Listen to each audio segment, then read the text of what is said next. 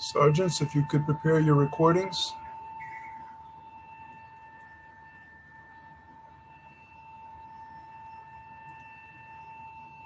Sergeant Leonardo, I leave it to you.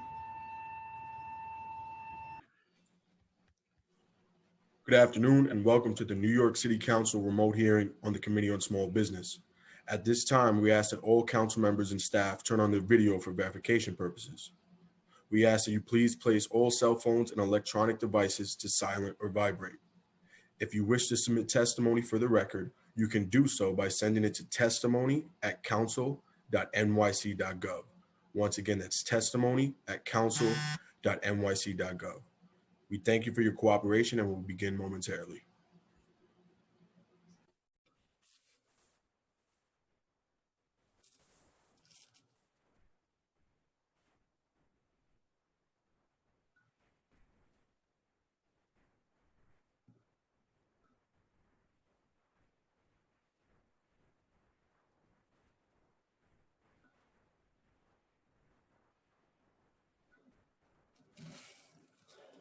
Sergeant Arms, I think we're ready to begin.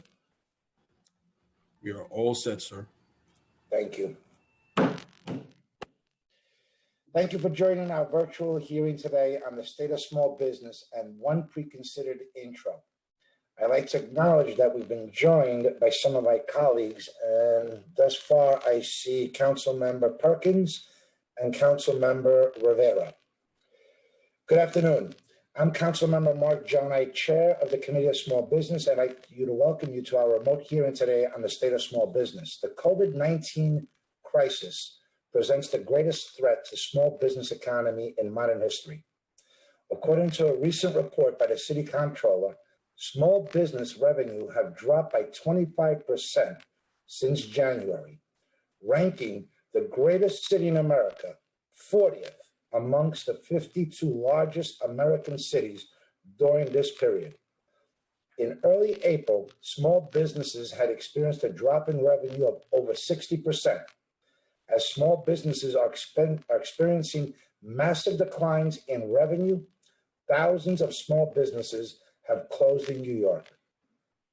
In his May 22nd press conference, Governor Cuomo reported that over 100,000 small businesses have closed across the state since the pandemic began. According to the City Comptroller report, at least 2,800 small businesses closed permanently between March 1st and July 10th. Partnership for New York City predicts that as many as a third of the 230,000 small businesses in New York City may never reopen. That is roughly 75,000 small businesses.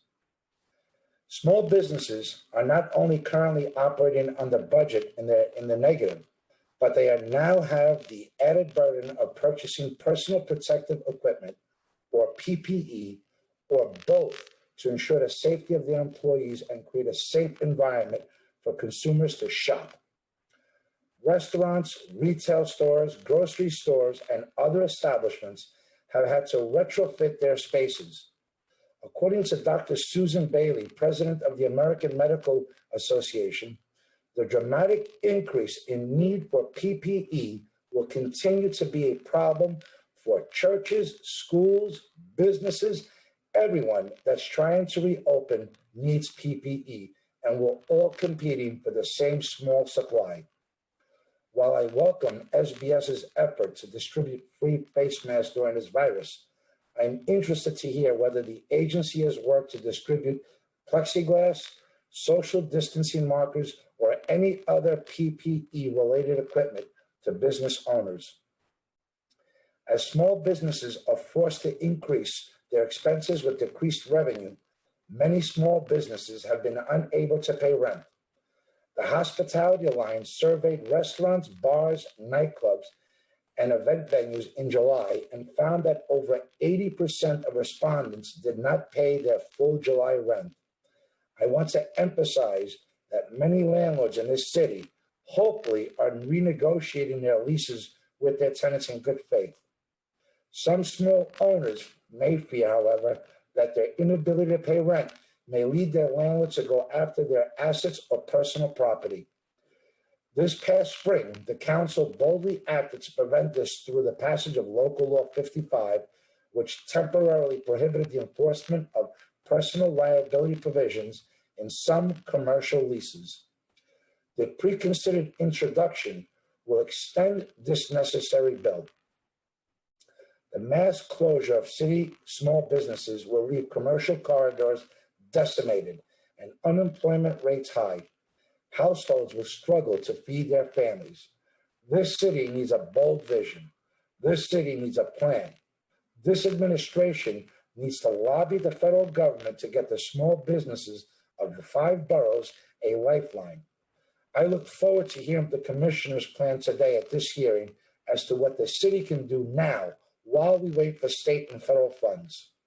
With that said, I'd like to thank my Chief of Staff, Reggie Johnson, our Legislative Counsel, Stephanie Jones, our Policy Analyst, Noah Mexler, and Financial Analyst, Aliyah Ali, for all their hard work in preparing for this hearing.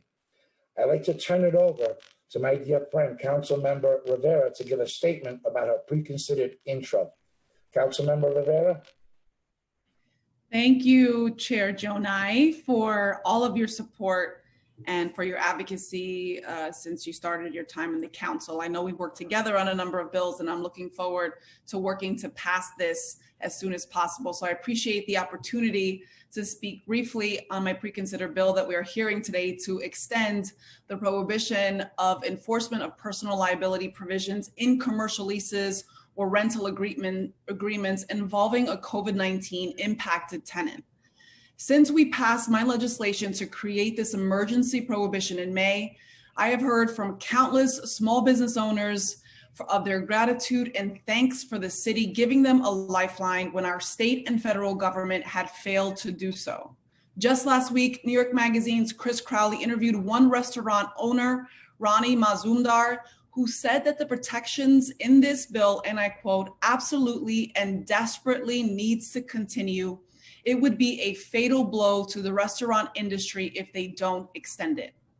While more than 2,800 businesses in New York City have permanently closed since March 1st, according to data from Yelp, those small business owners can take solace in the fact that their landlords cannot go after their personal life savings and assets thanks to this prohibition. And countless other businesses teetering on the edge can continue to focus on paying workers and supporting their communities without this threat looming over them. While I hoped in May that our federal government would have been able to bring us back to a point where most businesses could fully reopen safely, today that just isn't the case. That is why we are forced to return here today to vote on a 6-month extension to the prohibition, and I'm hoping I'll have your support when this bill is up for a vote. I look forward to hearing today the stories of small businesses, workers, landlords, and others suffering in the midst of this crisis. And while I certainly understand that this law and the proposed extension we're hearing today may not be supported by everyone at this hearing, rest assured that I will continue to push for any and all measures that our city can take to help our communities and those most at risk. Thank you so much. Thank you, Council Member, and I look forward to continuing to work alongside of you as we deal with this devastation from loss of life to devastation of our economy, and we have quite a bit to do. Thank you for that. I want to turn it over to our moderator, Committee Counsel Stephanie Jones, to go over some procedural items. Thank you, Chair. I am Stephanie Jones, Counsel to the Small Business Committee of the New York City Council. Before we begin testimony, I want to remind everyone that you will be on mute until you are called on to testify, when you will be unmuted by the host. I will be calling on panelists to testify. Please listen for your name to be called.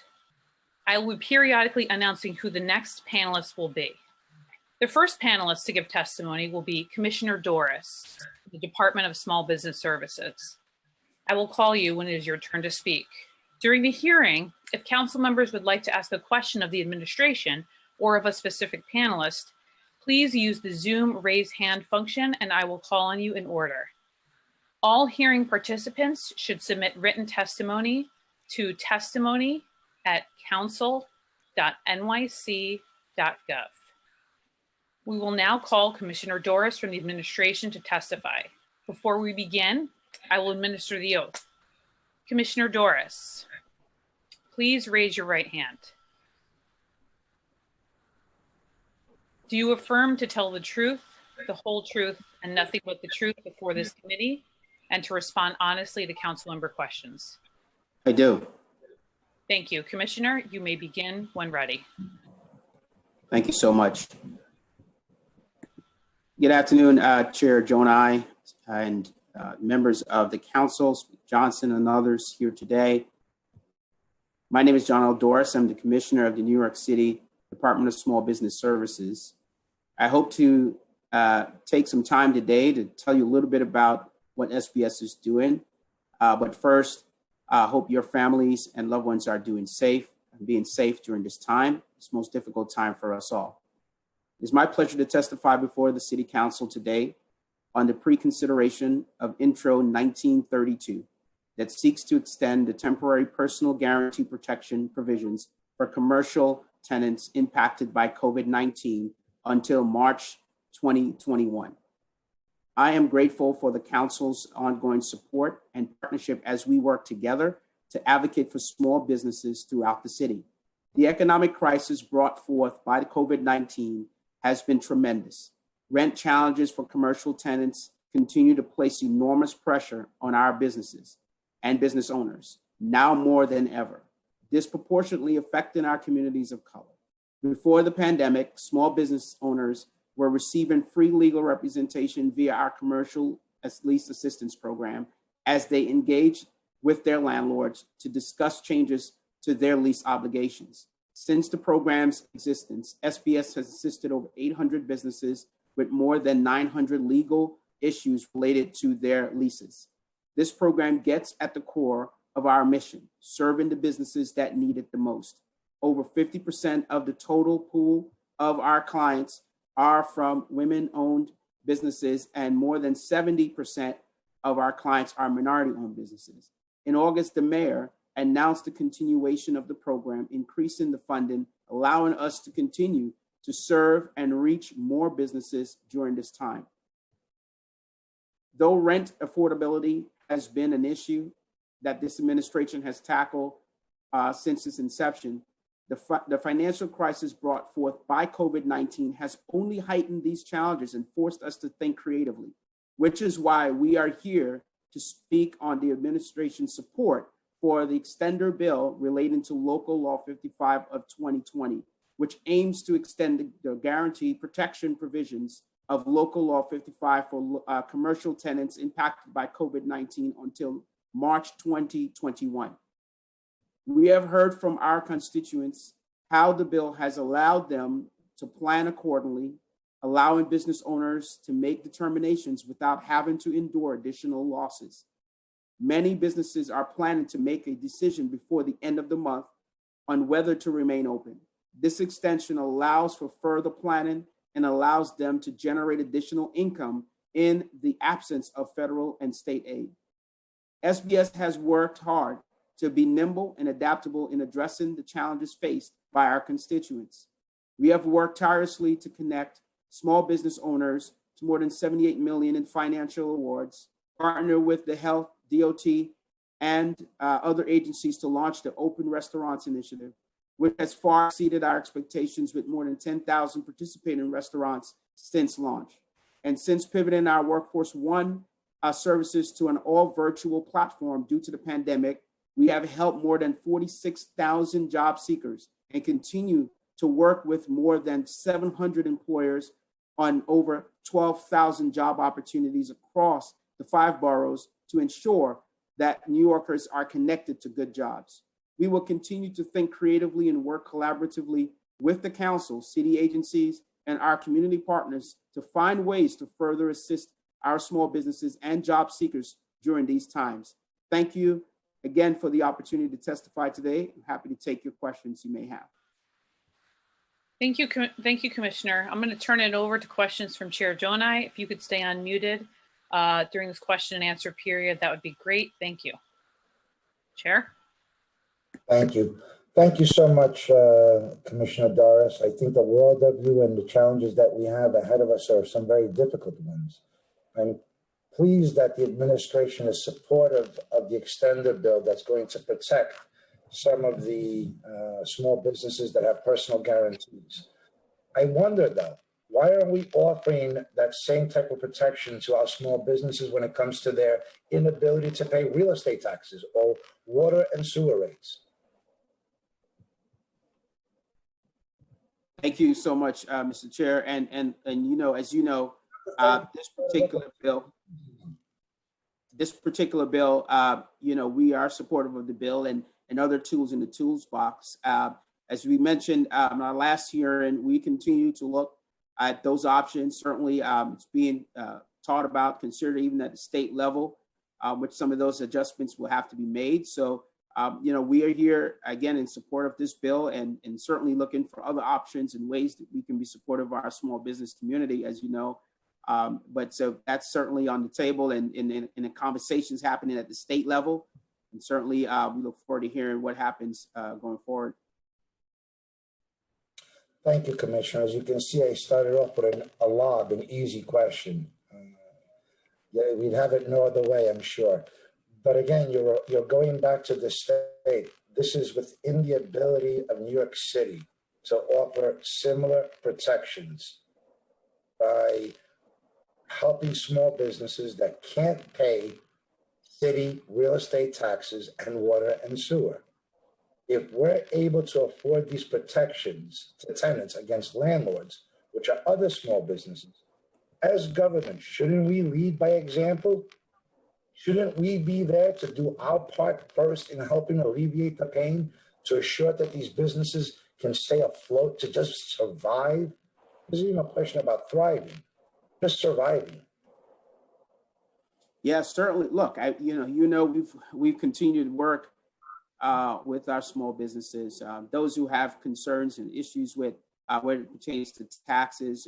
You know, our partners at DOF have been working with them and initially extending the time and penalties, et cetera, associated. You know, we are really in a dire time, and we do agree with you on that. And certainly that is something that was brought up. I know it's being looked at multiple levels, but you know, this where the city is right now. You know, for where our fiscal concerns are, where we are fiscally. I know DOF is working with many of those businesses who have asked for help and assistance based upon getting a payment plan together and or other supportive services. So I'm happy to share some of that with you going forward, but certainly there is support there, particularly at DOF for these businesses. All right. Thank you for that, Commissioner. And by support, you mean that we come up with a payment schedule where they still have to pay interest. That's not real support. By support, you mean that if they don't pay and the agreement that they make, that they won't be foreclosed on. That would be support. Under the current structure of the Department of Finance, if these small businesses don't pay their taxes, they're given grace period, but eventually the property will be foreclosed on. And that's my point, that we always ask others to do their part, but yet we never show ourselves, and we should lead by example. We need to do more. We'll continue this. I know that it's not in your hands. We've had this dialogue before, but I keep reiterating that we can't have a double standard. We can't hold other industries responsible and expect them to do their share when government is not willing to make the same sacrifices that we ask others to do. You did mention, you brought up restaurants, and we talk about a very volatile and extremely important industry in New York City. What are we doing for restaurants to help them reopen? What have we done so far? Well, thank you so much for that question. And as I mentioned in my testimony, we did something that was certainly, you know, creative and outside of the box with our open restaurants program. We were able to now sign up about 10,000 restaurants to that program. Originally, we thought we would have about maybe 5,000 or so restaurants who would participate and about maybe 49,000 jobs that come back. We have 10,000 businesses there and about 90,000 jobs who came back because of that program. So we've been supportive of our restaurants. We have, did virtual compliance checks with them, also to make sure that they're setting up accordingly.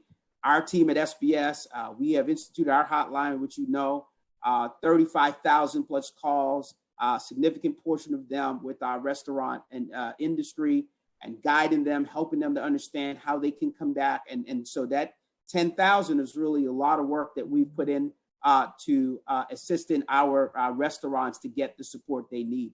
We've also did outbound calls and on-site visits, myself, going to corridors all around the city to speak to the restaurant owners, understanding the challenges that they have. We've given and distributed PPE to those restaurants, spoke to them and understand their challenges in getting the necessary PPE, even for their customers who are coming that may not have a mask. They give them extra so that they have it. So we've done that, just the technical support, the training, but also created a program in which brought some life back to our city.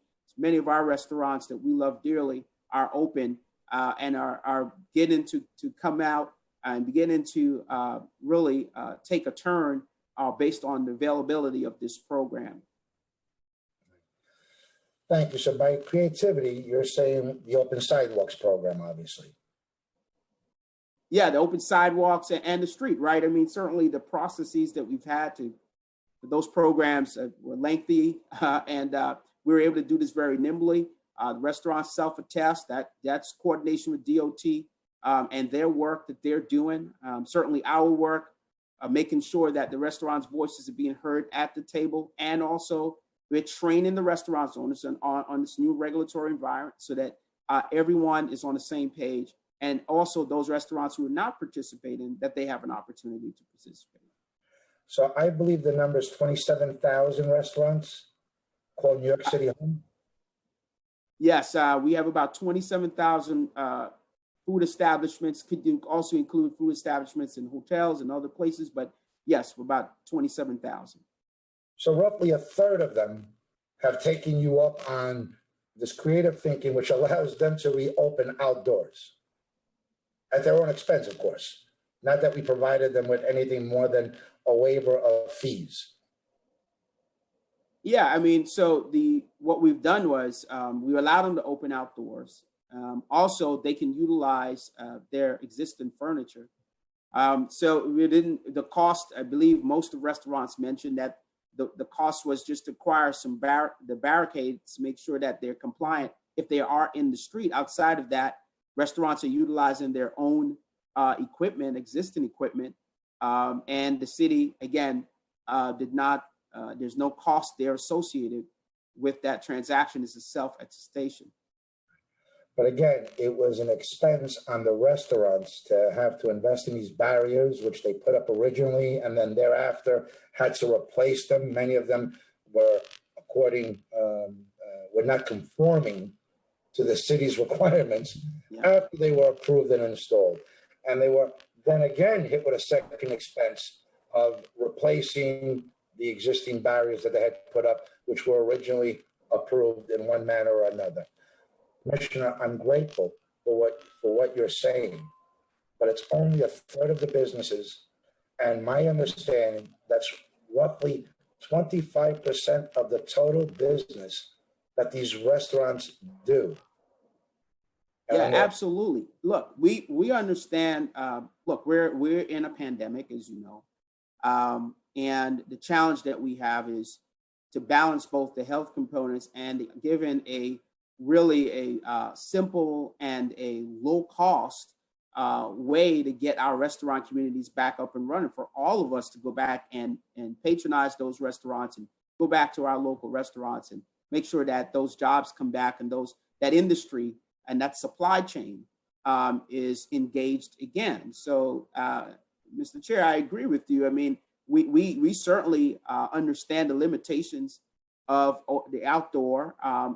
We wanted to make sure that we get something going. The restaurant industry, I believe, was extremely supportive and appreciative of our efforts here, and we are of them. I mean, they're resilient. Our New York City businesses are resilient. They're doing everything they can to survive, and we were there with them and are there with them, making sure that this program, again, remains simple and low cost in order to get our restaurants back up and running. And certainly the third of them are participating at the moment.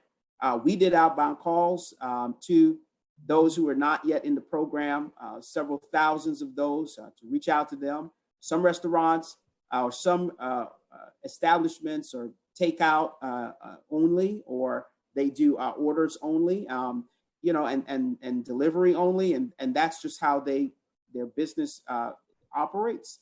Others, were happy to hear from us and said, yes, we're going to sign up. And so we continue to reach out to the corridors and areas where we're not seeing some activity, and particularly in some of our LMI communities. And we want to make sure that they have the information and what it takes to actually do this program, about 5 to 10 minutes at the station, and they can actually go and start utilizing the program.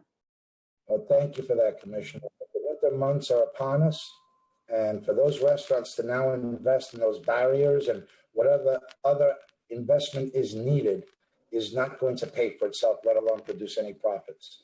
And I bring up the restaurant industry aside from all other industries, because you refer to this pandemic that we have, that is a health concern for all. But yet we hold our restaurants to a standard that no other industry is being held to. And it's very difficult for me and for New Yorkers, as well as those businesses, to understand the logic. Our subways are open. There's no social distancing. There's no cleaning routine. There's no oversight of mask and PPE. No one knows what those riders are being exposed to.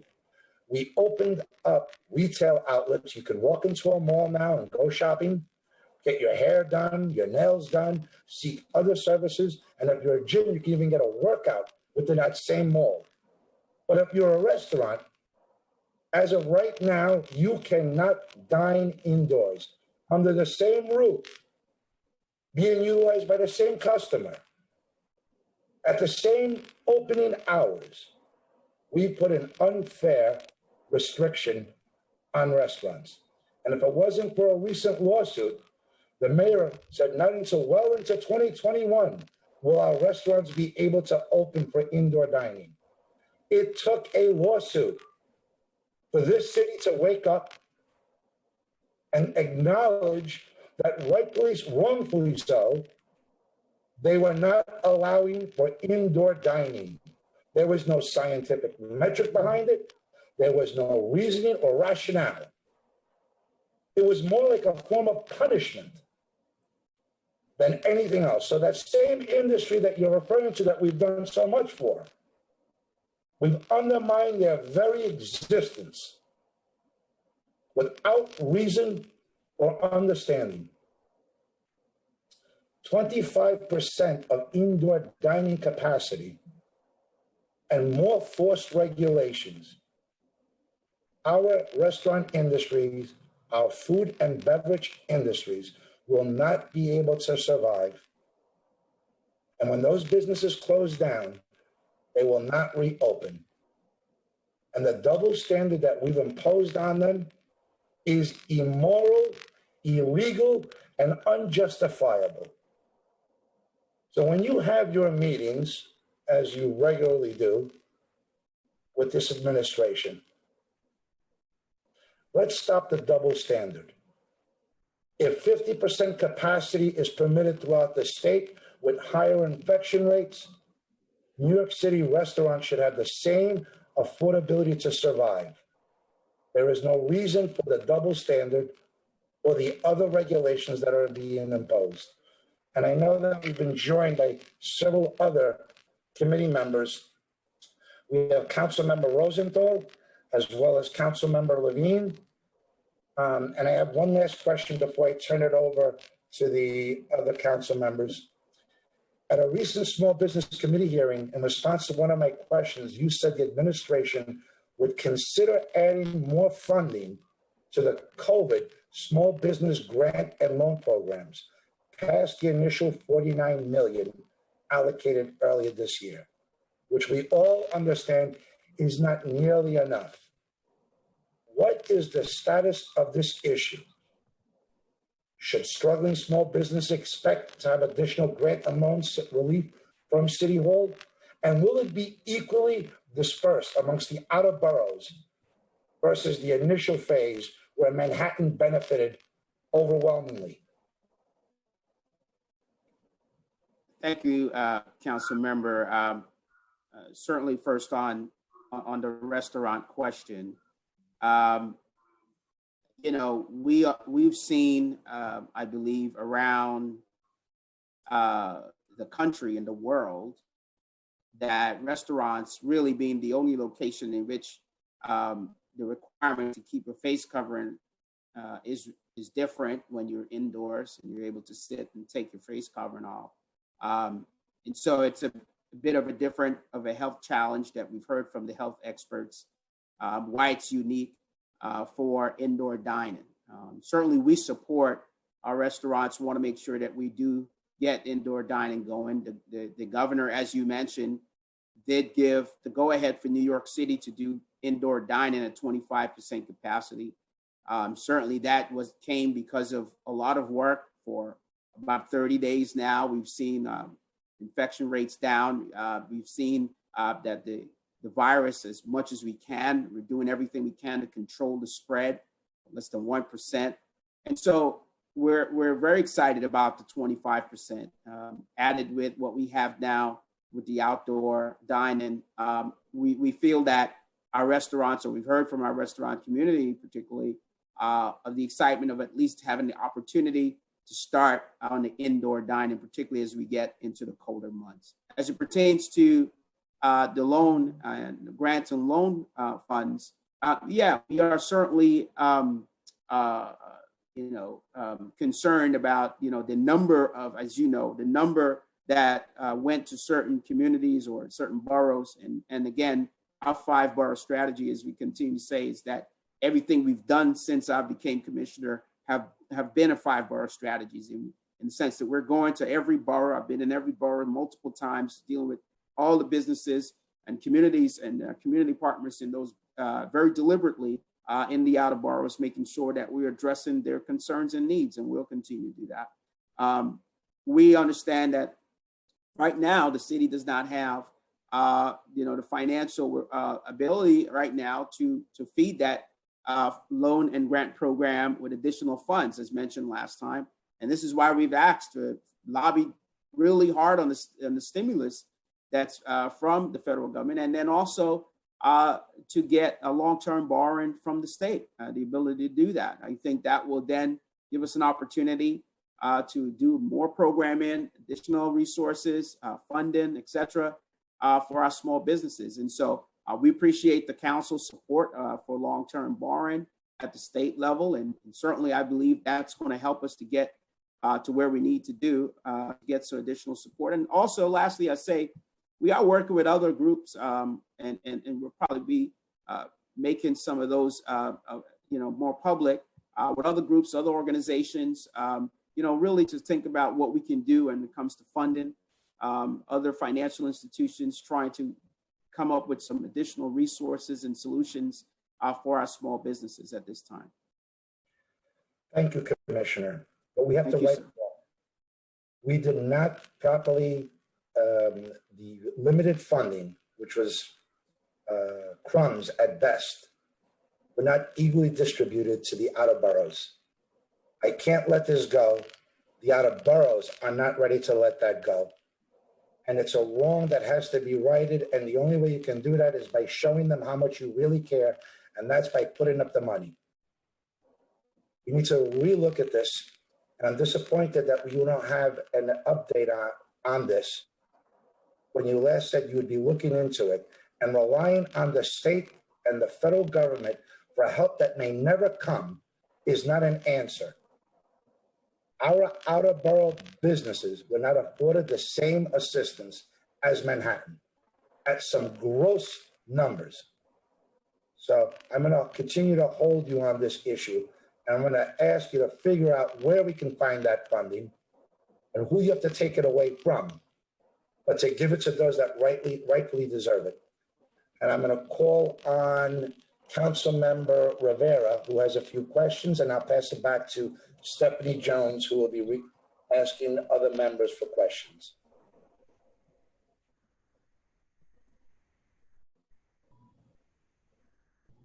I warmed them up for you, Councilmember Rivera. No, you did. I just wanted to make sure, usually someone yells time, but okay. So I thank you so much, Chair Joan. I thank you to the commissioners, of course. So clearly you stated that your position is in support of the bill, and I thank you very, very much for supporting the extension. Correct me if I'm wrong, but that's what I heard pretty clearly. Have you heard from any landlords, any stories related to landlords violating the current prohibition? And how are you working to enforce the one that is in place today? Well, thank you for that question, Councilmember. We've heard from business owners who have appreciated the current bill and certainly how it's constructed. We have not heard from landlords on the bill who are either not supportive or supportive. We generally are working with the business owners themselves.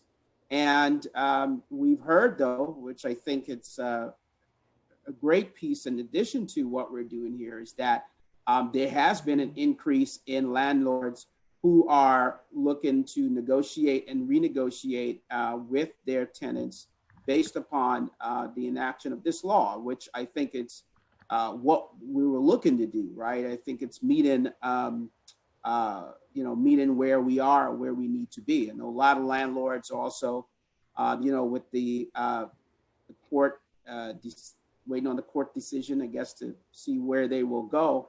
But for us, we're hearing a lot of, praises for this bill from the small business community. Certainly want to make sure that we are supportive of them during this time. And so as it pertains to enforcement, SBS, we're not an enforcement agency. We're here to support our small businesses, but we have not heard of extensive issues around enforcement of this. We've heard quite the opposite, which is landlords actually trying to work with tenants now to help them during this time. That's great. And that was absolutely one of the intentions of putting forward this bill, was to not just protect our small business owners who are really just such important New Yorkers to us that keep the city moving, that are the lifeblood, but also to show to some of these landlords that we really are trying to do everything we can to support a fair and effective negotiation. We realize everybody's in hard times, but that increase in landlords looking to negotiate new lease terms was absolutely a positive side effect of the bill that I put forward that we're hoping to extend today. And of course, I think what complements that is something that the city did restore after much advocacy from myself, from a number of advocates, which is the Commercial Lease Assistance Program, which is that city program to help people negotiate legal lease terms. And so I'm so glad that that was restored, and I hope it continues to be restored and looked at for even an increase going forward. It's a really, really important piece, especially for minority and women-owned businesses and entrepreneurs, which I know you have a heavy focus on, even pre-tenure as the SBS commissioner. So do you know how many businesses have contacted your agencies concerning potential financial exposure from a personal liability clause?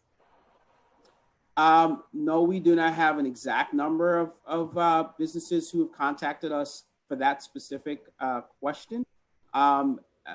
Again, I think we were supportive and supportive now because the general consensus is, and we talk to small businesses all the time, either in our commercial lease assistance program or even those we are forwarding to our pro bono partners and or through our hotline, et cetera. But, certainly we do not have a list. On the commercial lease assistance program, if I just may, we did, the mayor did increase the annual allotment there from 1.2 to 1.5 million. So additional 300,000 was put in the program to further assist our small businesses. And you're right about those who receive assistance through that program historically have been 52% are women, 70% are minority-owned businesses, 52% are immigrant businesses, and 62%, really to Councilmember Jonai's question around borough diversity, 62% of all cases are from the outer boroughs. And so this program is an ideal program, and we look to continue, advancing that program now, even in this critical time. Absolutely. And I thank you, and I'm sure all of the nonprofits involved. Thank you. Amazing. We were fighting pretty voraciously on this one. So I guess my last question, and Chair Jonai did ask this in a way, for sure, but I wanted to ask again because I do have many constituents who ask me this question, and I want to answer them directly. I prefer to answer them in a list form, in a comprehensive email that I could send them about resources. So in the wake of the city shutting down its loan and grant programs, what are SBS and DCA doing to support small businesses impacted by COVID? We have the Commercial Lease Assistance Program. I know there is a hotline for questions. Can you just list very quickly some of what your agencies are doing separately and collaboratively, specifically to help these businesses impacted by COVID? Yeah, absolutely. So, you said a few of them. So resources that we have for our small businesses, we do have the hotline, which is our clearinghouse essentially for our small business, making sure that they have all the resources they need and connecting them to the various places that they need to go to.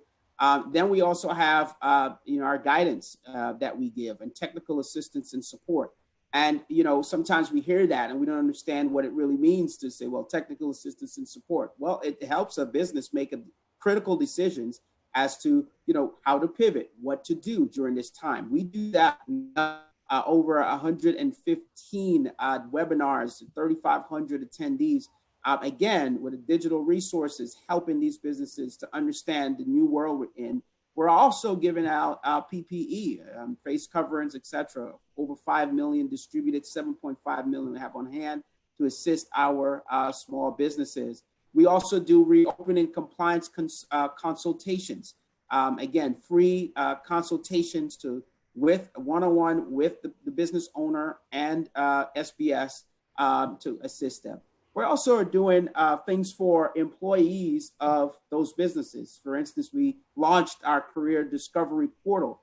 That is launched. We already have 700, it just launched last month, 775 people looking to sign up to get training, additional skills around coding and web development, which will then help their particular businesses that they're going to work for to pivot and to do what they need to do and advancing forward. We're also, again, we have not, stopped working with our partners, our 40 lending partners that we have here at the city to get financial assistance into the hands of our small businesses. We've already done 78 million, over 4,000 of those businesses already.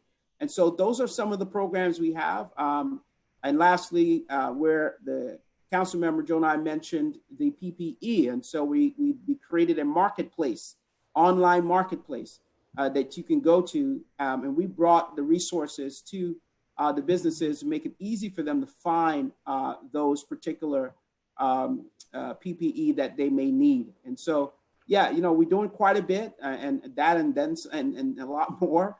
But that's somewhat of a summary. We're happy to send you along all this information, but you can certainly go to nyc.gov/business. All the opening resources are there for those small businesses out there. Well, thank you so much. Tomorrow I'm having a meeting.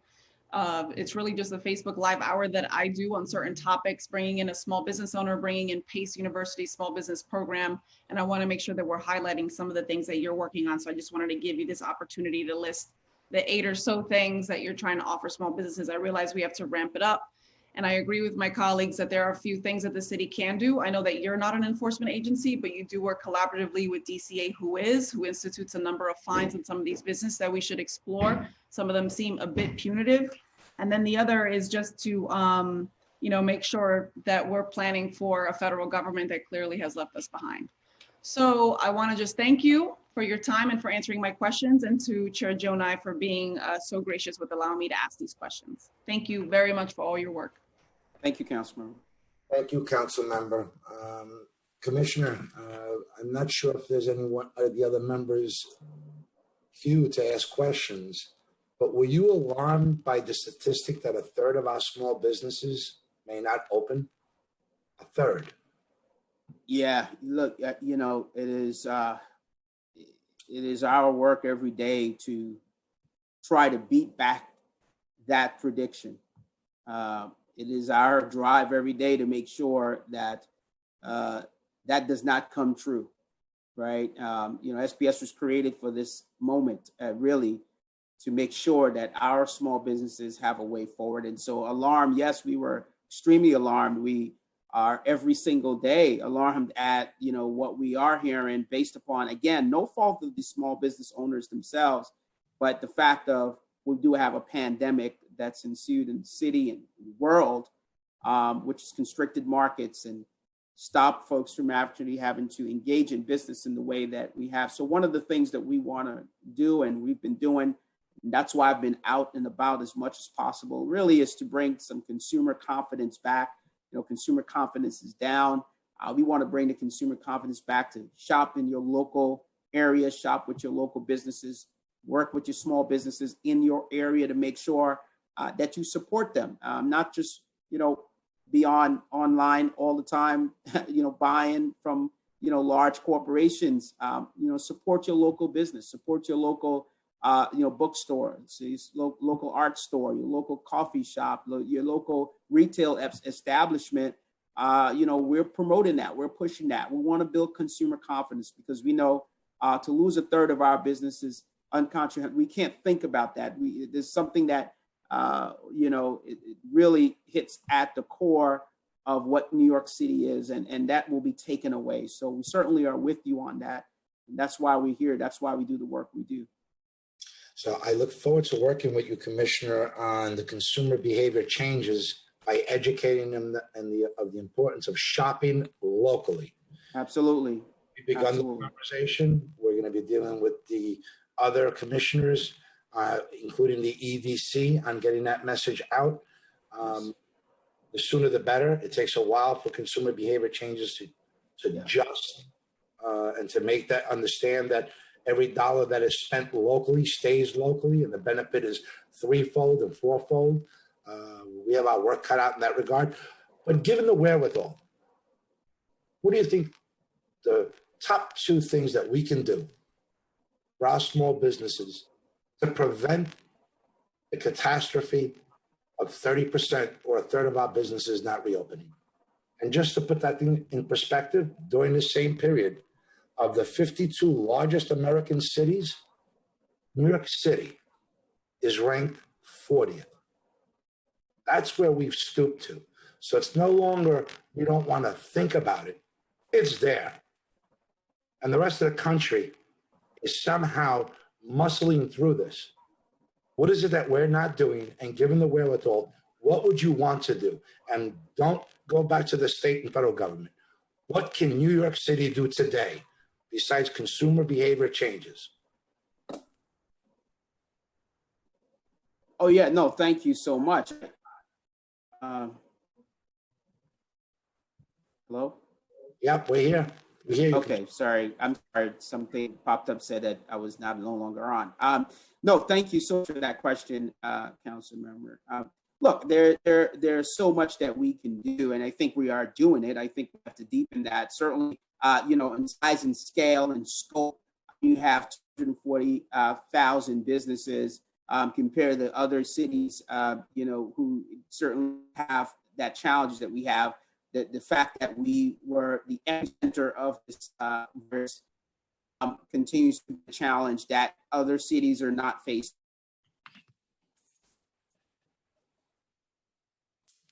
Commissioner, I think we're losing you. Yep. I think we lost the commissioner. So I'm gonna have to turn it back to Stephanie Jones as she starts. Oh, he's back. Sorry.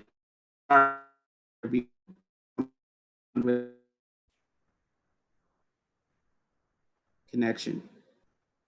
Are you able to hear me, sir? We are, and it's perfect. Okay, sorry about that. I'm not sure what's going on with the connection here. But I was just saying that you know, we have several differences, as you know, with these other cities. I mean, and, you know, the fact that we were at the epicenter, the fact that we have 240,000 small businesses here that we are working with on a daily basis. Certainly the challenge is unique in the city of New York. But the things that we can do, there are two big things. One is we got to continue to get resources into the hand of small business. And you're right, it's not just the federal government or the state government, but we are doing that with connecting them to the financial resources. One way that we can do that is for all of us to come together around the business interruption insurance challenge. I mean, that is something that if we can fix that, you will save more small businesses than any loan or grant program can initially do right now. We have these insurance companies sitting on $800 billion of revenue, and that we're unable to tap into right now because of that. We want to make sure that we are able to get to these, business interruption insurance, so that we can actually get these businesses running again. That is something big. We just heard of, Century 21 being able to now have to actually shut down and file for bankruptcy because of the same issue. Now, if they're having that challenge, what about a small business? What about our small businesses? So that is something that we need. Okay, to get the support on. It's a state issue. It's a federal issue. We need that ASAP. And then lastly, I believe what else do we need? Yes, we need to build consumer confidence. Yes, we need the business interruption insurance, but we also need to think about regulatory reform. And it's something that we're thinking through. What do we do? How can we make our world in the city, our small business world, more attractive to our small businesses? What do we need to do from a regulatory standpoint to take care of a lot of the things that you've been saying, sir? And also we've been hearing from our small businesses. How do we streamline our processes? We're looking into all these pieces to make sure that our businesses stay afloat and they survive this time. Thank you, Commissioner. My follow-up to that, and there, I agree with you that business interruption insurance is significant. I'm out there every day talking to consumer and to small business. Consumer says, I can't shop locally. I'm afraid to shop locally. Look at my commercial corridor. I feel threatened. I don't feel safe based on what is happening. My small businesses say, I can't stay afloat. Look at the illegal vendors that are outside of my location competing against me, where they're not paying income tax, sales tax, or any tax, have no regulation. That inspector walks by them, and he showed me in a video, the inspector walking by a number of illegal street vendors, absolutely no compliance, and into a brick and mortar establishment to make sure that they're complying. So, Commissioner, we have a lot more to do. And it's more than consumer behavior changes and more than business interruption insurance. Let's clean up our streets. Let's give these businesses a fighting chance by cracking down on the illegal activity that is competing against them, by making our streets safer so consumers don't have to shop online, that they feel comfortable walking into an establishment and purchasing and patronizing that small business. I am happy to discuss this with you, provided that we can come up with a concrete solution to this problem that is fixable.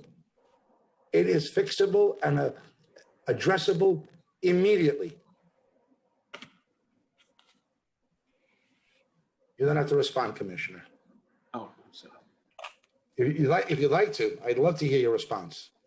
No, I'm saying absolutely we would like to continue that conversation. You know, we work with our bids, you know, around the city, who we support, you know, with grants, with governance assistance and et cetera, to make sure that their corridors, even, and by the way, a lot of our bids have went above and beyond, even now working with areas outside of their corridors and making sure during this time that they're being assistance to other business communities. So look, I hear you. This is a real concern. We want to continue to address it. And so happy to have those conversations and to work through your thoughts and certainly what we're hearing from our bids and our other commercial corridors, merchants associations, et cetera, what we're hearing from folks and how we can be better, you know, better assist them during this time. Thank you, Commissioner. I'm going to pass it back to Stephanie Jones to call on those that want to testify. Thank you, Chair. We will now turn to public testimony. I'd like to remind everyone that, unlike our typical council hearings, we will be calling individuals one by one to testify. Council members who have questions for a particular panelist should use the raise hand function in Zoom, and I will call on you after the panelist has completed their testimony. For panelists, once your name is called, a member of our staff will unmute you. I would like to now welcome Andrew Ridgey, followed by Karen Narevsky, and then Robert Bookman. Andrew? Yes, thank you. Good afternoon. Thank you, Chair Jonai, council members, Councilmember Rivera. You know, when this legislation passed earlier this year to suspend the enforcement of personal liability guarantees in leases, this is one action the council took that has helped save countless small business owners. You know, people have put their livelihoods into these small businesses. And the fact that they could not only lose their business, then their landlords could go after their personal assets, their savings, their homes, just created so much fear and uncertainty. So we at the New York City Hospitality Alliance, which is a nonprofit organization representing restaurants and nightlife venues throughout the 5 boroughs, strongly support the extension of this law. We conducted a survey, and we've been doing it monthly, but to the most recent one, about 500 restaurants in the 5 boroughs responded, and 83% of them had paid no rent or partial rent. And only 1 in 10 had been able to renegotiate their leases. So we are still in a dire situation. It was just announced, thankfully, that September 30th, we will begin indoor dining at a 25% reduced occupancy. But let's keep in mind pre-pandemic that when restaurants had 100% occupancy, they could barely even survive in many cases. So I can't explain how important extending this law is to the future of our small businesses. And I also think it's important to note that, you know, many small restaurant owners I've spoken with, if this law wasn't in effect and they know they did not have this protection, they may just toss their keys in right now, even though otherwise they had a successful restaurant that they hope one day they could bring back. So again, this law is just so important. We thank you for your consideration in extending it.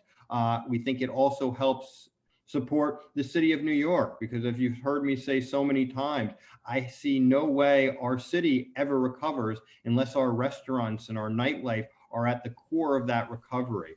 And this law helps them do that while they figure out how they are ever going to work so hard to have their business recover. So again, we strongly support this legislation. It's going to protect small business owners from financial ruin personally and give them the opportunity to do what we need them to do. Focus their efforts on rebuilding their restaurants so when the time is right, we can hopefully have them here, not only for the immediate time, but really during the long-term recovery and for years and years into the future. So I want to thank you all for your consideration. My colleague Robert Bookman is also here, and he's able to speak on some additional issues, but I'm happy to answer any questions at this time. But we urge the committee and the council to pass this legislation and urge Mayor de Blasio to enact it into law, because we need to support our small business owners.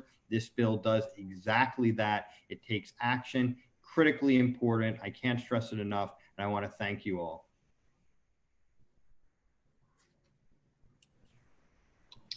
Thank you, Andrew. Councilmember Rivera has a question for you. Hi there. Thanks for being here time and time again. I know that you mentioned you've been, reached out to, and I mentioned in my opening testimony, I can't really count how many people have reached out to me about this issue, whether like on Instagram or, just social media DMs, emails, et cetera, and a lot of that is because of the advocacy of the Alliance. Do you know how many of your members have been impacted by personal liability clauses during COVID-19? And how many guests have you heard from since my bill took effect? Well, so I don't have a hard number for you, but what I can tell you is I have bombarded phone calls, text messages, everything you can imagine, the same way, direct messages, by hundreds. I'm sure it's thousands. I mean, if you look at the 25,000 plus eating and drinking establishments pre-pandemic, the vast majority of them are small business owners, meaning that there is a likelihood that they do have one of these personal liability guarantees in their leases. So, I mean, I expect the number is in the thousands. I can just tell you from my experience, it's almost everyone I've spoken to tells us how important this law is. And without it, they would probably just have to toss back their keys now, which would be horrible for the city, because then we know no matter what we do, we're not going to get these restaurants back. But we also know the underlying issue is that people's personal assets are on the line. And when we talk about people particularly living here in the city, we need to keep our New Yorkers here. And to do that, they're going to need their resources. So again, I expect the numbers is in the thousands. I've heard around the clock, and I've been continually asked, this is getting extended, right? This is getting extended. So, that's the best answer I can give you. I hope it's somewhat sufficient. No, and it means a lot to know that people have reached out to you. I mean, that was the point of the bill, right? Is to help our neighbors and to help our city on a road back to recovery.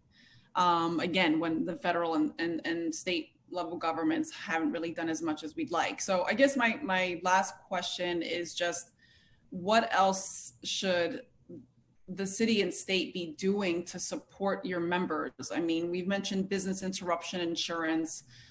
There is, the rent relief that's desperately needed, or maybe just extending outdoor dining. I think there's like small fixes and extensions that we could start with. And then the bigger things, which is like finally waiting for some sort of package to pass in Congress. Short of waiting for that, which I always prepare for doomsday, that's more my style, is to prepare for the worst possible scenario. I remember I wrote a letter to Cuomo and the mayor back in March asking for some of these things. Mm-hmm. So what else can we be doing to support your members now? Thank you. So good question. There's a list. Certainly, more locally, the state does have the business interruption insurance bills. I think giving people a plan for outdoor dining, what it's going to look like post October 31st, going into next year, using heat lamps, giving them confidence so they can plan, allowing cure periods and warnings for any violations that don't pose immediate hazards to the public. I think, although I know there's a cost involved with it, there's also a cost not doing anything. A lot of these small business owners, they pay a portion of the property taxes as part of their lease agreements.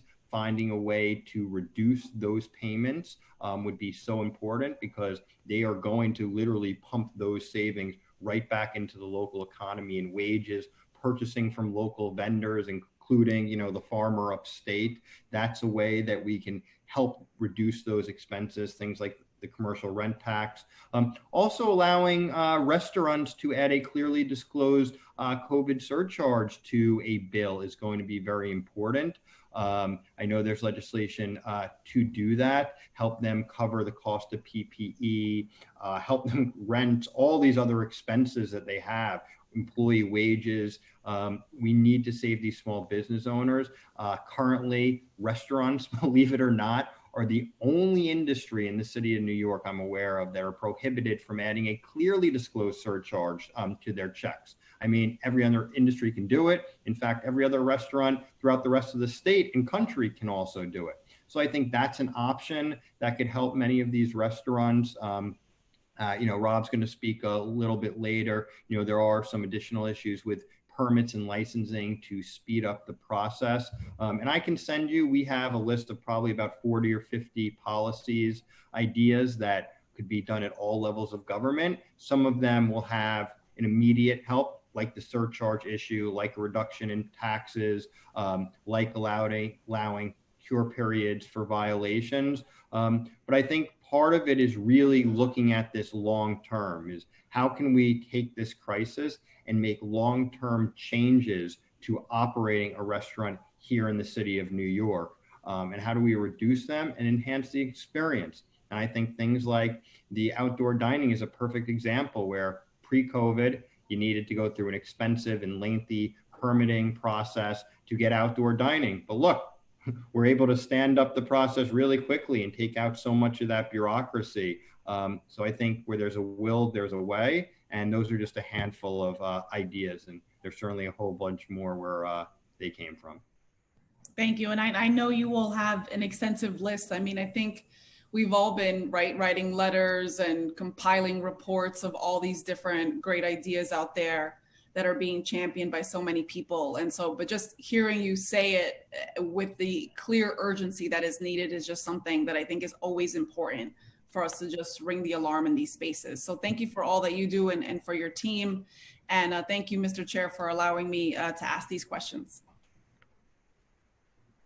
Thank you, Assembly Member. I will hand it back to CJ now, who is going to go down the list of those that are testifying. Thanks, Andrew. Thank you, Chair. My name is CJ Murray. I will be taking over as committee counsel for the remainder of the hearing. I would now like to welcome Karen Narevsky to testify. After Karen, I will be calling on Robert Bookman, followed by Jane Locke. Karen Narevsky, you may begin. Great, thank you. And thanks, Chair Jonai and members of the committee and Councilmember Rivera. My name is Karen Narevsky. I'm the senior organizer for equitable economic development at the Association for Neighborhood and Housing Development. ANHD is a nonprofit whose mission is to build community power to win affordable housing and thriving equitable neighborhoods for all New Yorkers.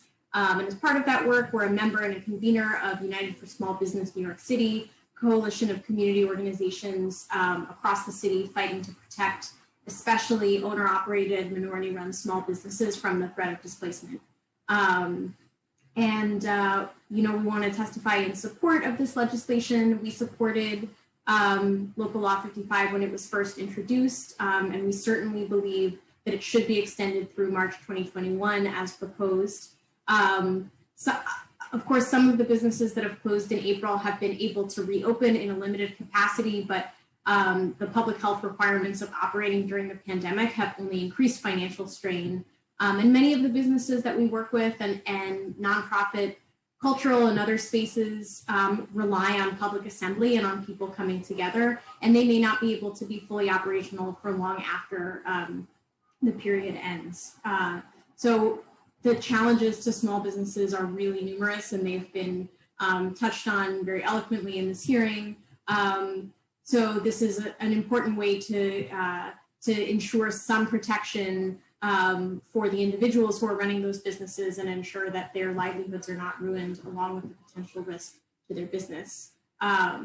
We do believe that the legislation would benefit from some additional clarity, making sure that it includes personal guarantees that are executed simultaneously with leases but aren't actually part of the lease document. This is a fairly common practice in signing commercial leases, and we would want to make sure that business owners that have signed a separate guarantee of personal liability would also be protected. And to make sure that some small businesses actually sign leases in the name of DBA, doing business as, or in the business owner's name rather than in the business's name. And while these business owners have not signed personal guarantees, they still face substantial financial risk. And we think they should be protected from personal liability as well.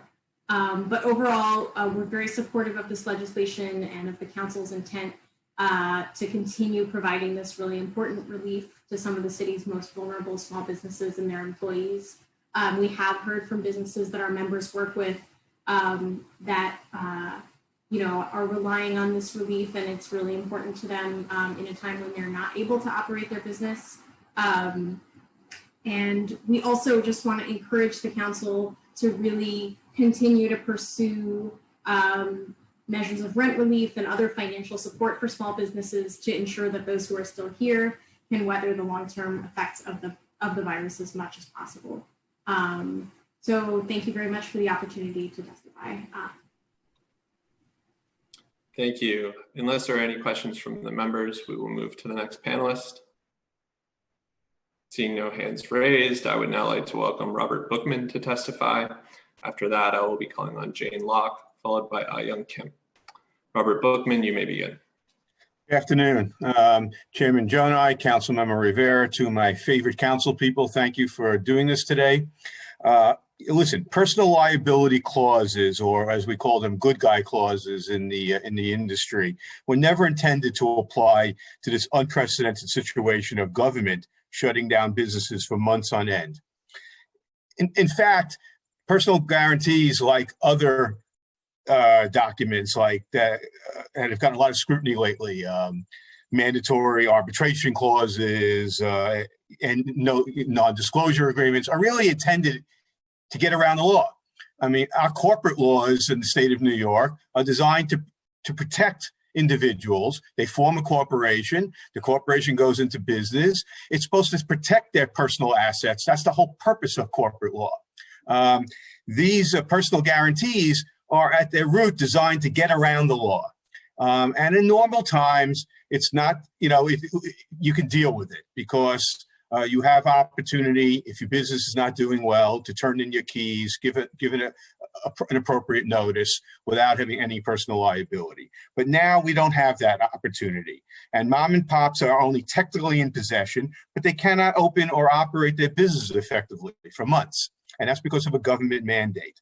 So yes, in such an unprecedented emergency, it is not only appropriate for government to intervene, but it is a moral imperative for government to protect the thousands of small business owners, the ones most likely to have personal guarantees, because large corporations, when they sign these leases, don't need the personal guarantees.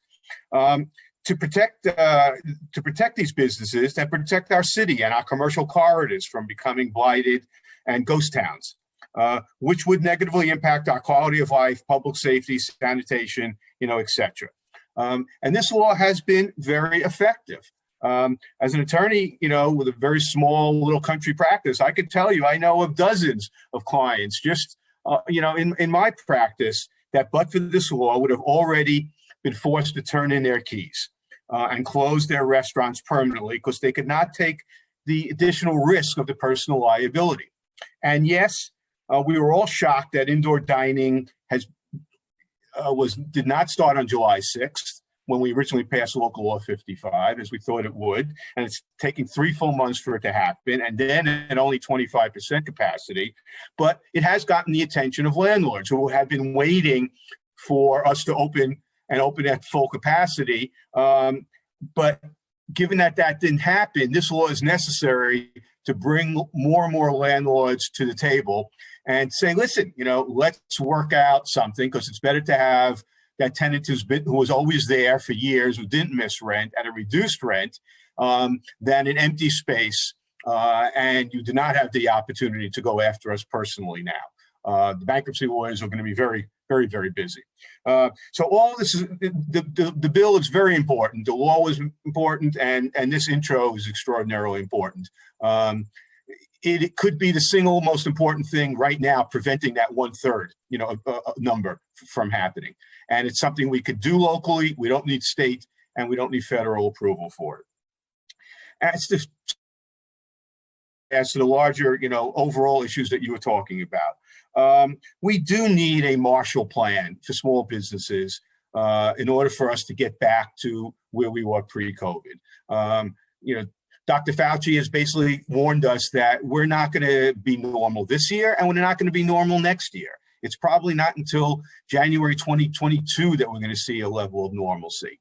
We had 65 million tourists who came to New York in 2019. That's not happening in 2020 until there is a worldwide, effectively distributed vaccine. So we do need a Marshall Plan. I think we're going to need new leadership in Washington to effectuate that Marshall Plan. But there are things that we could do here locally and things that we can do here locally now. Andrew touched on some of them. I want to reiterate, some cost money for the city, but some don't. Clearly suspending all fines that are not safety related, a regulatory review, that might cost some money, but it's something we should do, and we should do it now.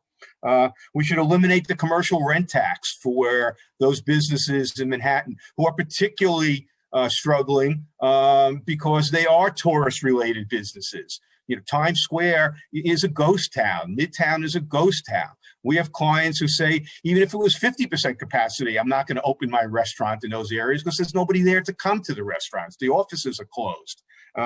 It's a chicken or the egg type of situation. The offices don't want to open if there's no place to get a cup of coffee or buy you lunch. And yet we can't open because there's nobody there. So we do need to get rid of that discrimination on that commercial rent tax for South of 95th Street in Manhattan. We need to stop discriminating against our New York City businesses compared to the rest of the state. So that means passing that legislation, which allows us to have the same rights as everybody else does in the state and have a clearly disclosed COVID surcharge, temporarily during this crisis. It means eliminating the alcohol franchise tax, which is not a lot of money, but why should New York City businesses have to pay a tax for the privilege of having a liquor license, which by the way, we pay double the rest of the state for the same liquor license, yet nobody else in the state has to have a liquor franchise tax. We need to reform the sidewalk cafe process. I don't know that we're going to permanently never go back to having sidewalk cafe licenses. My guess is someday we will, but that process needs to be reformed so that people can open faster. Right now, if you have the mistake of opening a business, and I put a mistake in quotes, in April or May, you can't get your sidewalk cafe for the first season that you're open, historically. That's silly. We have to have process where people can operate on a pending status. We need to have winter outdoor dining. When we did outdoor dining, and the city was great with that, Polly Trottenberg, DOT, I give them all kudos, the mayor, you guys pushed them into it for sure, but they responded, no question about it. They responded, aces. But, understand that we anticipated that we would have months of indoor dining at 50% capacity along with the outdoor dining, and together that would get us through the winter. We didn't anticipate having only outdoor dining until the weather got cool, and now only 25% indoor dining. So all these things we could do, and then there's some things that we could do as a city, council, mayor, going to the governor and saying, we need some reforms at the SLA that discriminate against New York City. I'll give you one quick example because I know I'm taking up too much of your time. One quick example is outside of New York City, if I apply for a liquor license, I can get a temporary to start operating my businesses within about 30 days after I file with the Liquor Authority, if they reviewed the application and seen that everything is there, while it takes them 4 or 5 months to review the application. The law does not allow that for New York City. It's absurd. Even if I'm taking over a space that is now vacant, but used to have a liquor license, still no opportunity for a temporary. And the temporary is not issued until after you've had community comment. So we're not cutting anybody out. So there are a number of things like that, which the governor could do, by the way, immediately with by executive order, that I think we all need to start lobbying. But together we need to start thinking about a true Marshall Plan, which will clearly involve the state and federal government and a lot of money. Thank you. Pass this bill. Thank you. Unless there are any questions from the council members, we'll move on to the next panelist. Seeing no hands raised, I would now like to welcome Jane Locke to testify, followed by Ayun Kim, and then Edward Klein. Jane Locke, you may begin. Hi. So I'm our small business. And I really appreciate Chair Gomes for mentioning this, but we're a small property owner, and our family is also a small family business. My siblings and I, and my father, shovel and salt the sidewalks during the winter time. My sister and I do the billing and accounting, and even now, when our tenant hasn't been maintaining sidewalks because he's been closed, my dad goes out once a week to go pick up the garbage and the litter on the sidewalks from the outdoor dining nearby that's been happening. And a bartender of ours who has owed rent since February 2019 and has received PPP money, but has not paid any rent since April, or opened or attempted any outdoor seating at all. We've tried to negotiate with them and say, hey, how about we work out like a discounted rent for this year, maybe a 1 to 2 year extension at least, to make up for the fact that this year is probably going to be a terrible year for you and it's like a lost year, or something like that. And he just completely shot it down and said, I'm not paying you a single dime during this pandemic because I can't operate as normal. And so the only thing that he was open to was, unless we wrote off a majority of his arrears from all the way from 2019 to now, and then to give him a permanent rent reduction along with an additional 10-year lease, he said he would just return the PPP money to the government rather than pay any rent he owes. And the thing is, I understand that the business is difficult. I run myself another small business, and for us, our revenue dropped 80% from April to June. And even now our business is roughly 50% of what it is at this normal time this year. It's been a huge shock. I get that, but I haven't gone and assumed that rent is free because it's difficult now. And it boggles my mind that the assumption is that a small business owner, it's been 5 months since all this happened, and you should be working this stuff out. Either you work it out with your landlord with deferrals, discounts, figure out something that's acceptable with parties, because the honest answer is most landlords know that if you kick a tenant out now, which you can't do, but if you do, there's probably not many people coming to fill that space. And so there is already incentive to move to the table. And we have a huge property tax bill coming up, and we already use and borrowed money to help cover the recent July bill. We are already going into debt to cover our insurance bills. And really, we have the risk of losing our assets if we don't, even though our business income has been zero since the lockdown started. Our tenant won't even use super low interest government aid that is completely forgivable, essentially free money to pay his bills to us, because he is untouchable thanks to the protections that the New York City Council thinks his small business deserves, but our small business doesn't deserve. To us, that's double standard. And really, to me, it's like a kind of discrimination. And this is what I think Chair Gomes pointed out earlier that was actually really moving, because nobody seems to acknowledge that. I mean, for anyone who claims to support minority and women-owned businesses, who say they support small business, who want to avoid displacement, our family and our business fit all of those things, but somehow we don't deserve any of that. Our family has been in this neighborhood for decades. We've always wanted to stay. We've always said no again and again to developers who want to buy our property over the years. My parents were immigrants to the US who came with nothing. They spent, worked 6 or 7 days for decades paying for this property. And because of this kind of targeted, discrimination against our family's business, we're being pushed further and further into debt that we can't afford. And we're thinking about selling our assets to get out of the hole because we can't afford it. And there's no protection for our assets. And even though we're undoubtedly going to be shortchanged, I literally have a meeting this evening to maybe discuss the sale of a property with the developer, because we aren't even able to borrow more money from the bank to keep ourselves afloat, because the banks have told us, because of the laws that the council and everybody has passed, we don't believe that you have ability to pay any sort of mortgage or anything, so that we can't even stay afloat. And the sad thing is, at the end of the day, if we have to sell and we sell our business to a developer, our tenant isn't going to stay around either, because the developer wants a vacant property so they can build wherever they want to build. So because of that, you're going to get displacement, not just of our small business, but also their small business. So for those reasons, I am not in support of the personal guarantee bill passing. Thank you. Unless there are any questions from the council members, move on to the next panelist. Thank you, Ms. Look, and I understand, but you said from 2019, your tenant has not paid rent. Did you begin legal proceedings at that time?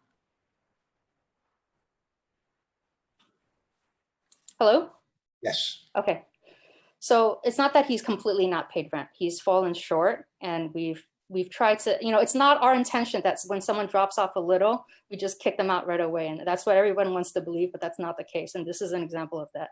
He's fallen short, and we said, okay, would you catch up? He says, yes, yes, yes. And then we say, okay, it's been some time now. I don't want this to keep snowballing or keep, kind of rolling around. He's like, oh, we're working on it. We're going to get this. And it's been a year, and we've given a year, and now it's now. Thank you, Ms. Look.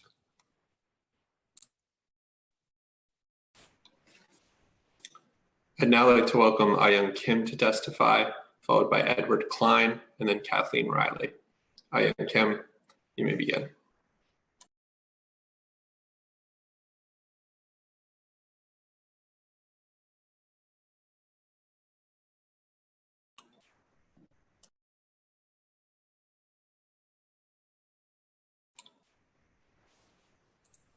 Ms. Kim. Ms. Kim, you're on mute. Does that work? Okay, thank you. Thank you, Chair Jonai and the Committee on Small Business for convening this hearing. My name is Ayung Kim. I am the Associate Director of Small Business Programs at the Asian American Federation. Our mission is to raise the influence and well-being of the Pan-Asian American community through research, policy advocacy, public awareness, and organizational development. In our rapid response efforts in the face of this pandemic, we have facilitated the distribution of over 320,000 masks and hundreds of thermometers to small business owners. We also set up a resource center for policy change and government assistance programs in language, and continue to provide direct services for business owners who need marketing and administrative assistance. In the past month, we have also conducted a survey to assess the impact of the pandemic on Asian small business owners across the city, which was tied to a $100,000 grant. I'd like to thank Councilmember Rivera for the pre-considered bill. The Good Guy Clause is an especially pressing issue for immigrant small business owners as well. And as we welcome this effort to extend this protection, I would also request for an ample outreach to the immigrant communities to make sure that all small business owners are aware of their rights. I also recognize that there are difficulties that other small property owners face, such as the story we have heard from Ms. Jane just now. And we want to recognize this difficulty for the small property owners, and also encourage the council to facilitate an assistance for the smallest of the small property owners as much as possible. But we need more protective measures to serve as a safety net for the most vulnerable small business owners with little access to meaningful assistance. And I'm here mainly today to talk about the way that the SBS and the current administration is failing to meet the demands of the small business owners that do not speak English and that are not part of the big wheel or the system of lobbying and talking to the main government agencies. We have seen that the SBS Employee Retainment Grant was closed in just 2 weeks without meaningful effort to assist those unable to apply due to language barrier. Since then, the SBS has been guiding small business owners to seek assistance through federal programs such as PPP. What do we have as a result? We see zip codes with the highest concentration of Asian small businesses, such as Flushing, with the lowest approval rate for SBA loans in all of New York City. Even the commercial lease assistance program, which we support and we are welcoming the refunding of, we must point out that there is not any language assistance there either. And our small business owners, even when they do connect them to the program itself, can't get any meaningful assistance because they are not able to speak and communicate with the attorneys in this program. Immigrant small business owners with limited English proficiency are lost at the lack of language access because they don't understand what kind of policies are coming up and what kind of policies have changed and what their obligations and penalties that they will face will be before they are actually given that penalty. The SBS webinars that we heard about today, with those webinars with language access, are only available weeks after a new policy is introduced, during which time our small business owners are left to scramble for their own whatever means possible to get information out of desperation. We have requested for webinars that focus more on what to expect during inspections and to advise on the cure process in language. If it's not possible to give this kind of webinar in time, in real time, when all the other English-speaking small business owners are getting the information. We're still waiting to hear from the SBS and look forward to working together to bring more relevant content to the immigrant small business community. Outreach to immigrant small business owners from the SBS also leaves immigrant small business owners out. In our survey of Asian small business owners in New York City, over 90% of our respondents have answered that they are not a member of BID or Chamber of Commerce. Yet we see very little opportunity for small business owners to directly engage with SBS other than the hotline system that the SBS talks about, which again is not giving a language access. Immigrant small business owners are also falling prey to corporate greed that targets them for easy revenue. For example, Con Ed is billing exorbitant demand fees to charge them for the same or higher electricity fees as last year this time, despite the fact that businesses are right now operating at like at a 30% capacity compared to pre-COVID times. To whom they're supposed to ask help for is still unclear, again, because there's not enough outreach to immigrant small business owners from this administration. We have repeatedly pointed out from the Federation's testimonies in the past that there are hostile inspections that are resulting in tickets and fines for small business owners and that are causing a logistical and financial burden on already struggling businesses. We have pointed out that there are 311 complaints that automatically trigger inspections and that needs to be in check. We have not seen any effort from the SBS to work with other agencies to decide what's going to happen with this.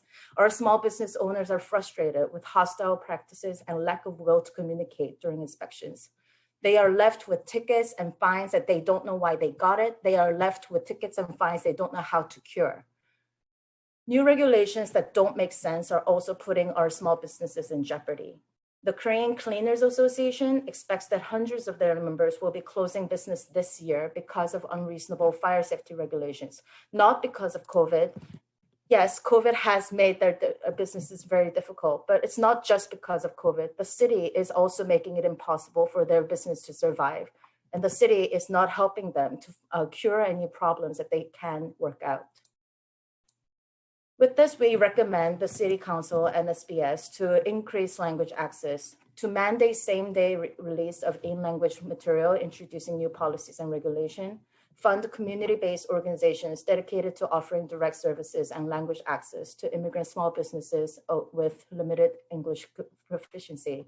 We also ask that the city fund CLA program partners to provide language access to LAP small business owners. We also want to ask for an increased outreach to immigrant small business owners through not just BID or chambers of commerce, but through CBOs that are actually talking to the business owners that are on the ground, that are not in the reach of the city agencies. We want to see more collaboration with other city agencies from SBS to reduce small business burdens through streamlining permits and licensing processes and consistent practices of inspections. Thank you so much, Chair, for our opportunity to testify today, and we look forward to working with you. Thank you. Unless there are any questions from the council members, we'll move on to the next panelist. Seeing no hands raised, I would now like to call on Edward Klein to testify, followed by Kathleen Riley, and then Louise Favier. Edward Klein, you may begin. Thank you very much. Good afternoon, ladies and gentlemen. My name is Edward Klein. I'm a real estate owner in this lovely city of ours. I'm a managing member of a law firm, and I'm a promoter and founder of a higher education initiative for several hundred adult members of the Jewish faith. I have close to 100 people in my employ in my various endeavors. Suffice it to say, and this might come out a little bit harsh, but suffice it to say that with the original passage of the guarantee law and the proposed extension of the law, I do believe that many business people are coming to the conclusion that New York City is no longer a place to conduct business. Now, a pause before I continue to explain that sentence. My sympathy and the sympathy of all my Mr. members. Klein, you're not very audible. If you could speak a little closer to the microphone. Sure. Thank you so much. I appreciate that. Thank you for bringing that to my attention. Is this better? Yeah, Yes, okay. it is a little better. Thank you very much. My sympathies go out to the thousands and thousands of New Yorkers who have suffered pain and death. Our community actually has suffered very, very badly in March, April, and May of this year, as much as any other community throughout the city. So the sympathy is there, and the understanding of all the problems of all the people in the business world is high on our agenda. So what I'm about to say is not intended to diminish or degrade or downplay the pain and suffering being suffered by many New Yorkers, financially especially, as well as physically. With the grace of God, we should get out of this muck, this plague, as quickly as possible. But when the official legislative arm of this great city of New York abrogates contracts that have been entered into consensually between members of the business world, we're talking about business people, we're not talking about residences. This is essentially focused on the business world, and the time has come to reconsider New York City. The council's wholesale cancellation of tens of thousands of contracts, maybe even hundreds of thousands, in the form of leases and guarantees is a massive rewriting of most of the commercial real estate relationships in this city. It's simply wrong. It's not, you can't just tear contracts up and try to start over again, notwithstanding the negative fallout of COVID. Property owners, large and small, all types, all stripes, all colors, have financial obligations to maintain our buildings. We have to maintain the buildings for the tenants' benefit. We have to maintain the buildings to comply with federal, state, and local laws by the hundreds. We have to pay taxes, real estate taxes, payroll taxes, insurance, upkeep, superintendents, staff, on and on and on. The city council, by having passed the law 6 months ago, the original cancellation of guarantees, and by considering this extension of guarantee cancellation, is interfering with every landlord's constitutionally protected contract rights. They're reallocating the risk of all these losses from tenants to owners by suspending payment obligations of the tenant guarantors. You're suspending hundreds of millions of dollars of tenant obligations. It's not a temporary cancellation. That's a misnomer. It's not even true. You're suspending hundreds of millions of dollars of obligations. And it's being done at the expense of depriving all owners, practically, of a critical form of security for their lease obligations and their own ability to pay their own expenses of their properties. Many of the speakers who have come before you, Mr. Gonaj and all the others, have stated that 80%, 70% are not paying their bills. Well, where do you think that leaves the landlords? How are they supposed to pay their bills when 70% of the tenants, commercial tenants, are not paying their obligations? The council members also respectfully need to understand that the pummeling of this one industry, the real estate industry, through various statutes, because this has to be taken in the context of all the other statutes that have been passed by the state, even though the New York City Council doesn't have direct responsibility for the state. They're causing much of the real estate industry to flee New York. I mean, if you have to lose money on your investments, you're not going to stick around. You're not going to stay. We're not talking about breaking even. We're talking about losing money when laws like this are passed. You can't survive losing money. You're going to lose your building to a foreclosure. You're going to lose your building because you're going to sell it because you can't afford to feed the building when it's having a negative cash flow of 10, 20, 30%. Nobody has that kind of money, with the exception of some of the really big landlords. But that's not who we're talking about here. You've already seen sales activity and leasing activity and any other type of activity decline in 2020 versus 2019, not just because of COVID. Of course, COVID is part of the responsibility, but also due to the New York State, again, this is not the city legislature, but the New York State legislature's total rewriting of the law in 2019 to the benefit of tenants and to the detriment of landlords. But also because of Governor Cuomo's essential freeze of the legal system in terms of freezing evictions for over a year and freezing the system. The system's still not even working in terms of getting tenants to pay their rent in court. Make no mistake, I'm not looking here to be critical of those trying to support COVID victims. Most of my staff got COVID. Many of my friends lost their parents. Many of my rabbis are no longer among the living, who I gleaned from over decades. Those deserve protection in this terrible plague. But this particular law is the city council's attempt to continue to strip real estate owners of their rights and their income streams. Right? We can't afford it. You're conveying those rights and those income streams to the tenants that we serve. We serve these tenants. We provide space for these tenants to survive. And you're making it impossible for the tenants to be serviced by the landlords because the landlords just don't have the money to service them. It's a bold attempt at rewriting the relationship between landlords and tenants that have evolved over the last 100 to 200 years. One more question and I'll conclude. Why does the council constantly target real estate leases and the real estate industry? It's not the first time.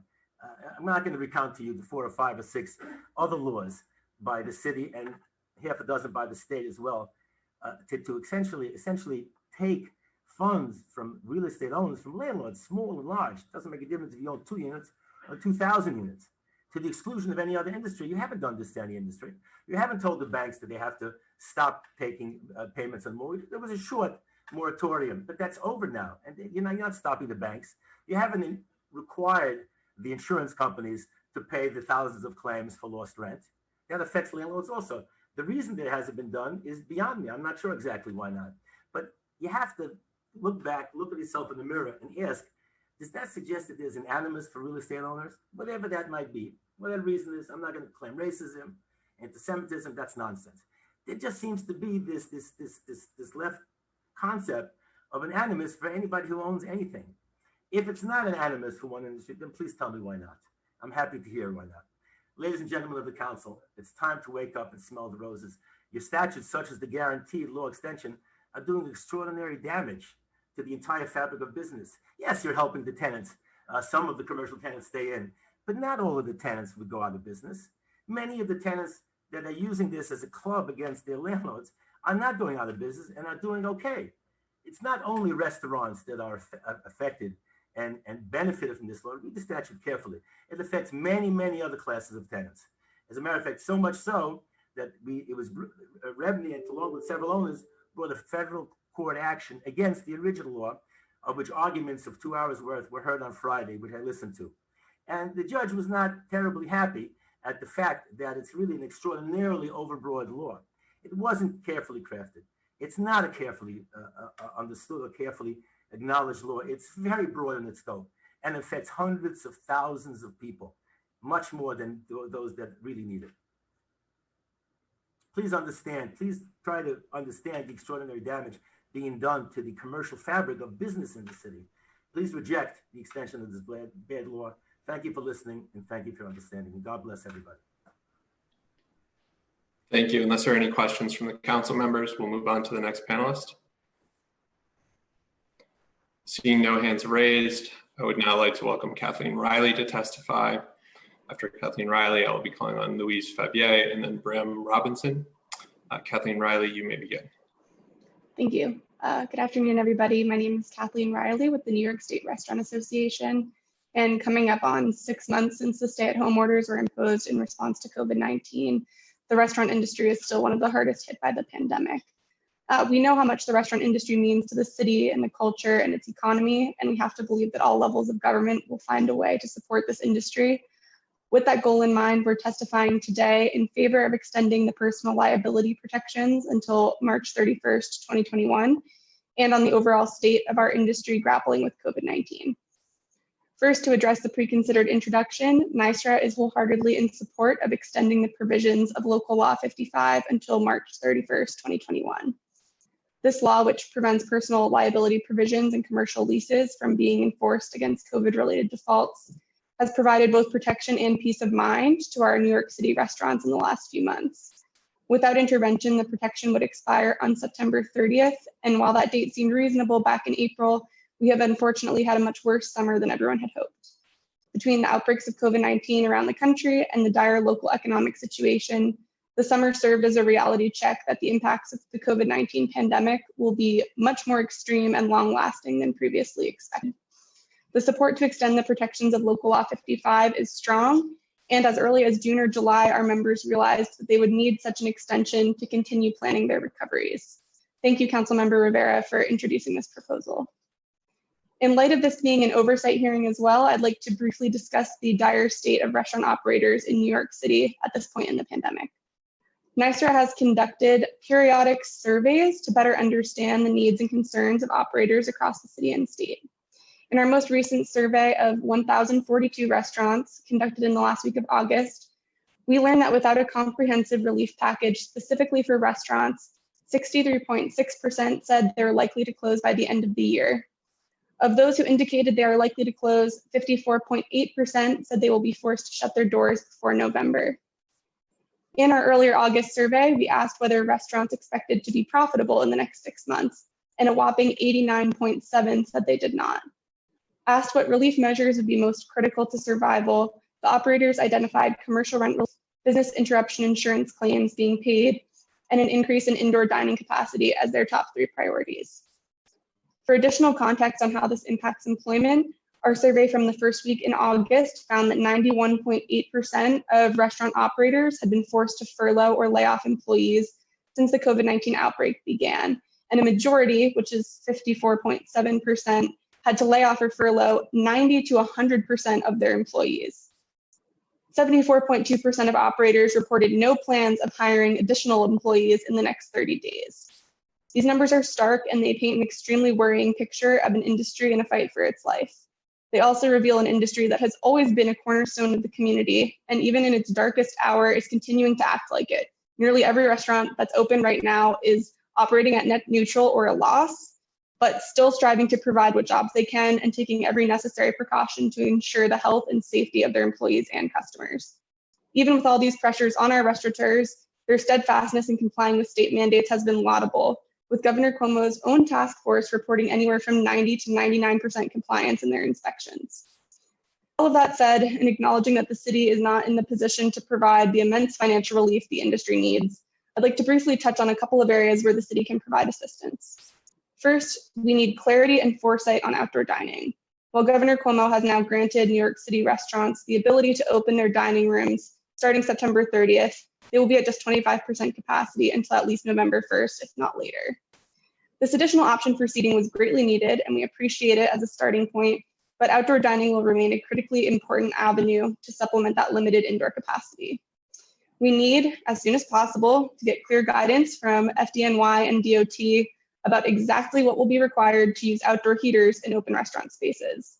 We need, as soon as possible, for Mayor de Blasio to definitively say whether or not he will extend the open restaurants program beyond October 31st. We would encourage him to do so, but either way, we just need a clear answer. We also need all the support we can get, whether through SBS or otherwise, to make sure we reach every corner and every community in the city and every language, as was mentioned earlier, with the regulations for indoor dining. We have the month of October to prove that New York City can reopen indoor dining safely and successfully. And if any segment of our city's restaurant operators is left behind in the education and outreach efforts, it could be devastating both for their individual businesses and for the industry.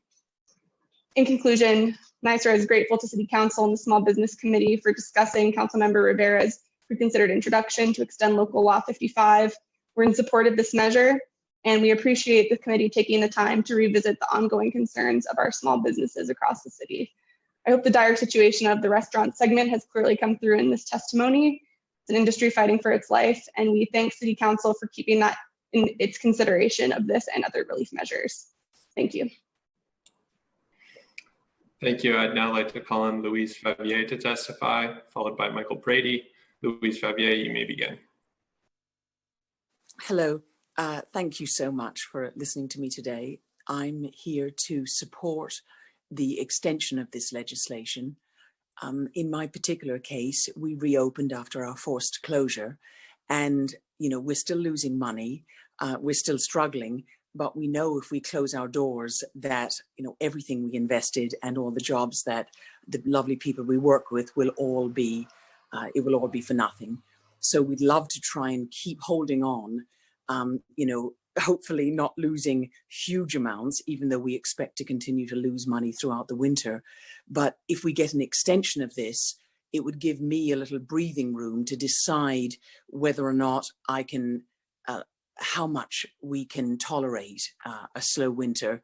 And it would give me a moment to decide whether or not I need to really sadly throw in the towel. If with this September 30th deadline, it feels very pressured, where I could be on the hook for so much money. And do I need to decide to close my restaurant right now? Or can I take these months over the winter to see if we can survive? We know we're going to lose money for the next, 6 months, a year, maybe a year and a half. And then I have two businesses, one a small neighborhood bars, one in Brooklyn and one in Queens. And just in rent alone, we're in debt 100,000. And we have lovely landlords. One of our landlords, to give us a rent break going forward, we had to become compliant on everything going back. And with our other landlord, they've just allowed us to defer half of our rent right now. They've been lovely, but we've been paying half. But there's no plan for that all those bills will come down the road. So we've gotten SBA loans, which is lovely, but I'm 56 and they're 30-year repayment time. And that means I'd still be paying them off when I'm 86, possibly with no businesses. I have no assets. I don't have a house, etc. So working at the businesses is really, really important to me. So I want to plead for the extension of this.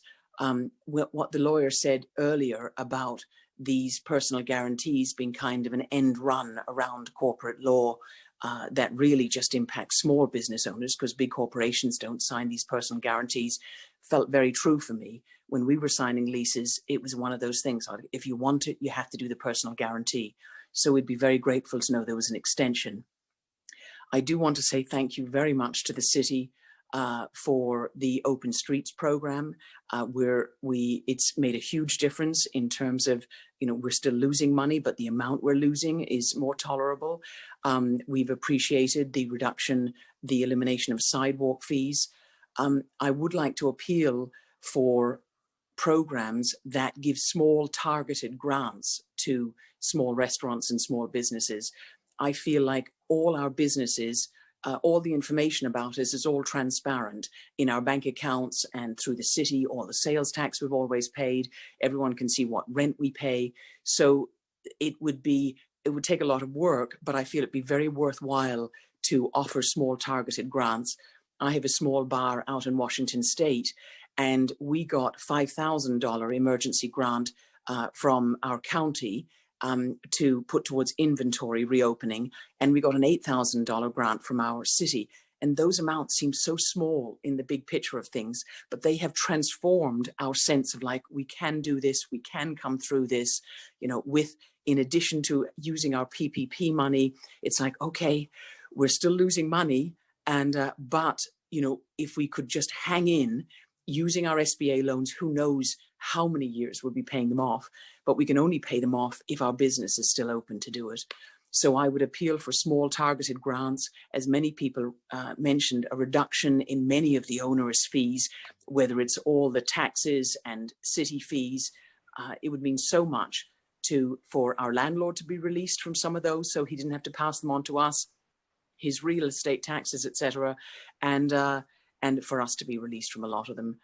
We appreciate the support. We have no idea how we're going to get through the winter, even with open streets. I mean, I'd love to put heaters, but we know in a New York City winter, I just don't know how much money we can afford to put into it. We will, of course, continue to invest. Already we spent a couple of thousand on each of our open street structures to try and make them compliant with DOT, because we'd heard from so many other restaurants that the awful fines that they were getting. We're very afraid of the SLA.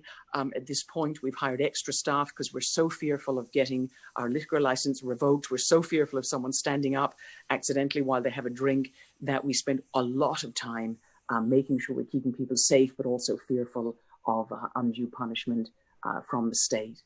So this is to finish up. I just want to say thank you so much for having given this law. It gave us a sense of security for a few months, that at least we wouldn't be in a state of ruination and chased for the rest of our lives, because we're already going to be paying off these SBA loans for the rest of our lives.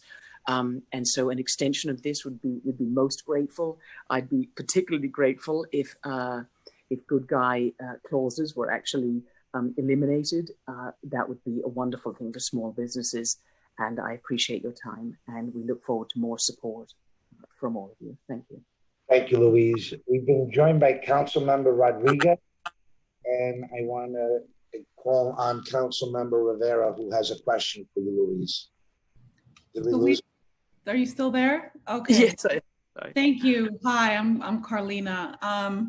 I just wanted to ask just two quick things. One is what are your bars called? I know they're in Brooklyn and Queens, but what are the names? We're in Ridgewood. We're on Onderdonk Avenue in Ridgewood. So one of them is called Onderdonk and Sons. They're kind of, old school type places. And we are in the lovely community of Greenpoint, Brooklyn, at the corner of Greenpoint and Franklin Pencil Factory Bar. That's almost 20 years old. And Onderdonk has been there about 5-6 years. Excellent. Always looking for a long bike ride and somewhere to a destination. Okay.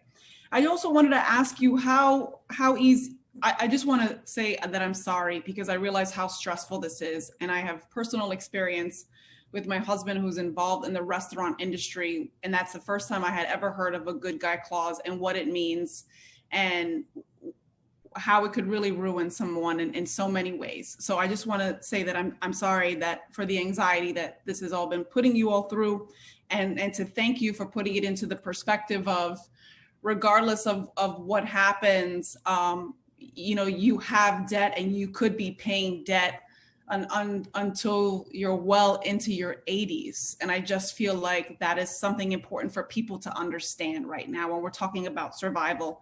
You mentioned an SBA loan. Was that easy to apply for? All things Yes. Yeah, I thought they were quite, it was a lot of paperwork initially, but we applied for all the city loans, the 75,000, that was a possibility, but none of those came through, even though we applied, within the first 24 hours, but all the SBA loans came through, which, is the only reason why we're still operating, because, we have no assets to be putting into it, but we have no illusions that it's still debt, and our landlords are lovely, but they see the loans and they're like, you have money. We're like, yes, but it's not real money. It's debt, that I will be paying for the rest of my life, that I personally am guaranteed to pay. And so, yes, they were straightforward to pay for, to apply for. I felt that the SBA was, it's the only reason that we are still standing, and that the businesses were even able to open the doors. But, it doesn't come without a long-term cost, which is that, all that money, just between the two businesses, 100,000, that's, as you guys know, it's not like these businesses, were making buckets of money anyway. So, thankfully they're low interest loans, and I accept that this is the risk I've taken as a business owner, and I could have just closed the doors and not reopened, but, it's my livelihood. These are my communities, it's been many years in it. So I'm trying to see if we could get through this year, like maybe by next summer, this open streets, having it starting in May, even if it goes through the winter, it'll only be good to us in May, that we might actually start to recover.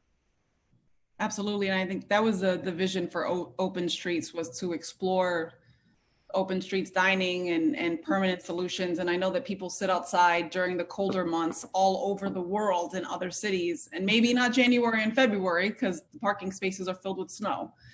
We can certainly figure out how to extend it in a responsible way. And thanks for your recommendation on small targeted loans. We're certainly going to try to advocate for that.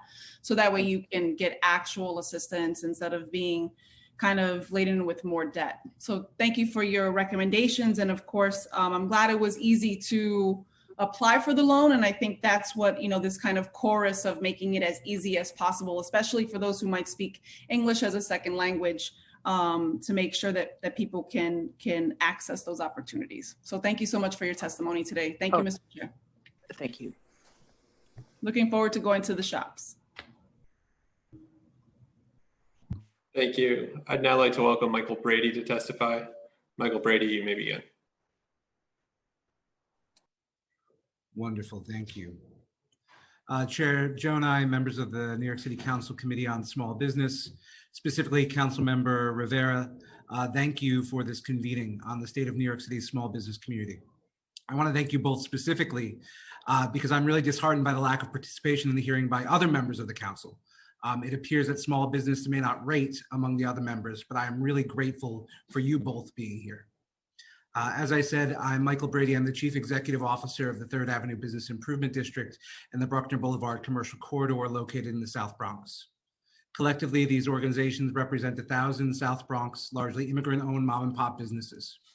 The work of these organizations address the barriers for district small and micro business owners and build robust, equitable economic development tools by demanding equitable city resources, safer and cleaner streets, and responsible mission-driven development. I'm also from the borough where the unemployment rate hovers at around 30%. And as a result of COVID-19 and a lack in equitable resource deployment in the boroughs by New York City, I was able to be a part of a small group of individuals that have deployed roughly $20 million in grants and other resources to borough businesses and organizations. Our organization is helping drive systemic change needed to support equitable economic development in the Bronx.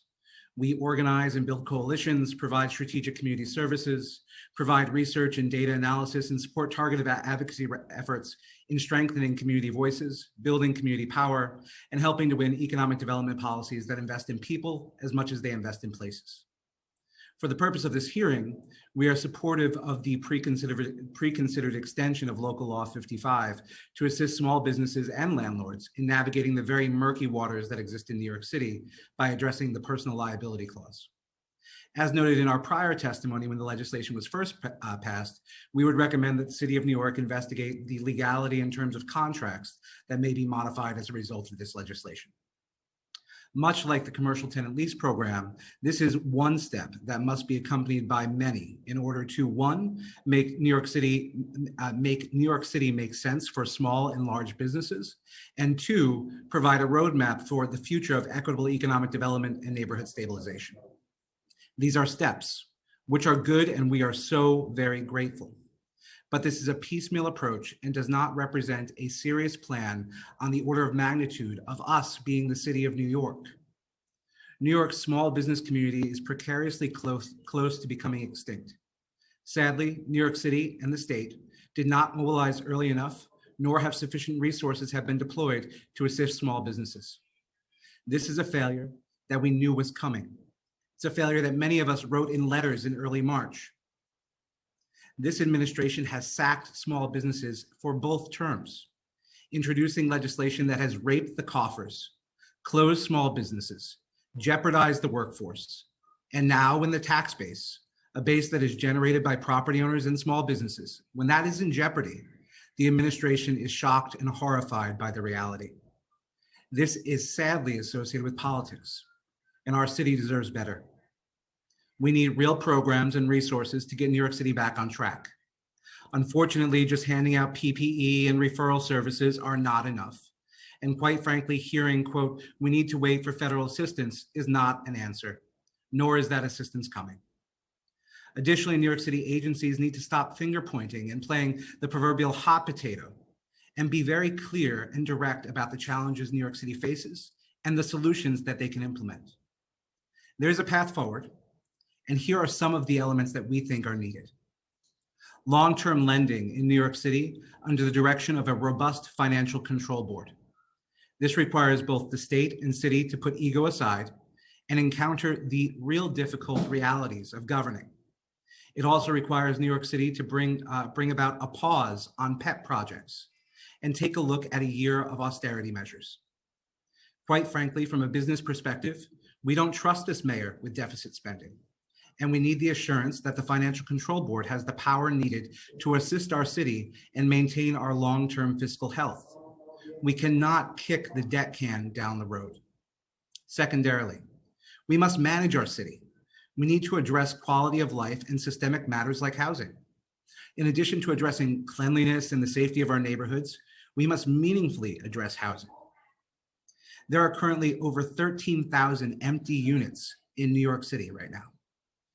If New York City were innovative and creative, we could acquire them through eminent domain under a state of emergency and address homelessness challenges in real time.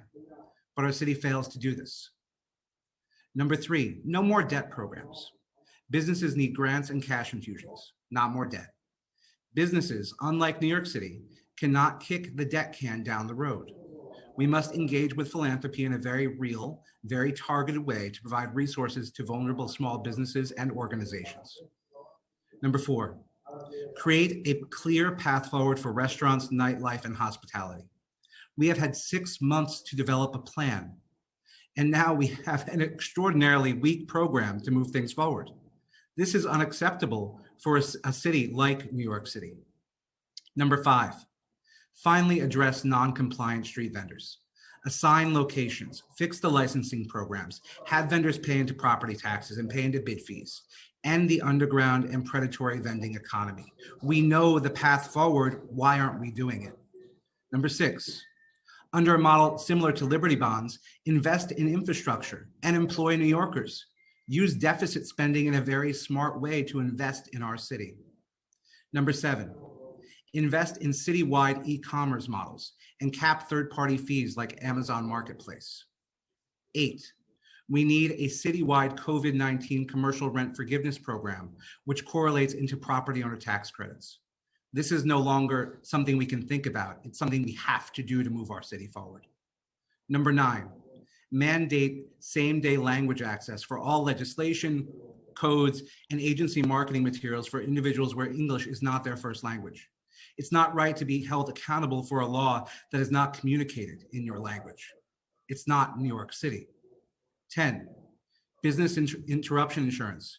Why we have not seriously addressed this boggles me every day. Where is our lawsuit against insurers? Where is the Attorney General on this? Why have we not called the question in the courts?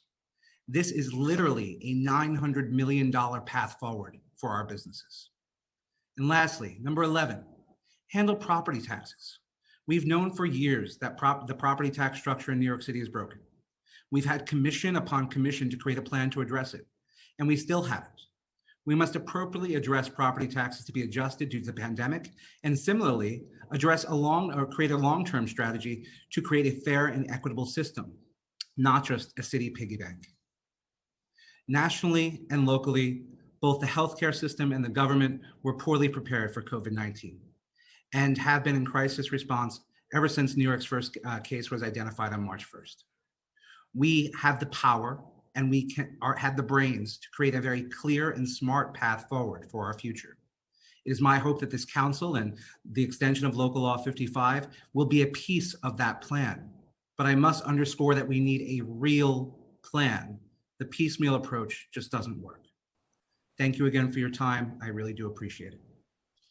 I want to thank you, Michael. You touched on so many issues there that I'm going to stay in touch, and we'll continue to stay in touch as we have over the years.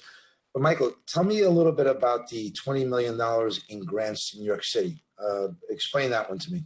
Sure. So there's a small group of organizational leaders in the Bronx that created the Bronx Community Relief Effort. And the relief effort was created as a result of understanding that the Bronx wouldn't get resources, at least not equitable resources from New York City or from our state or federal partners.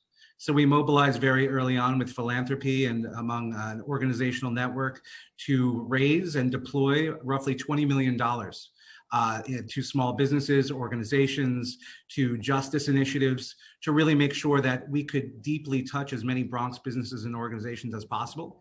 And now, because of those efforts, we've actually pivoted to creating the Bronx Foundation. And some of the efforts, just very specifically, another panelist had referenced the cost of doing outdoor dining.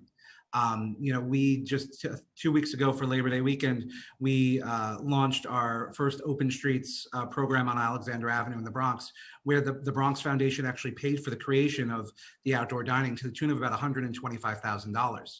I could not imagine if all those small businesses had to pay for that. And because of the success of that program, we're now expanding the Open Streets Dining with the Rockwell Group, the Foundation, and the Third Avenue Bid to Melrose and then to Westchester Square. That's incredible, Michael. And I'm a little taken back by the number of $20 million. And this is all grants.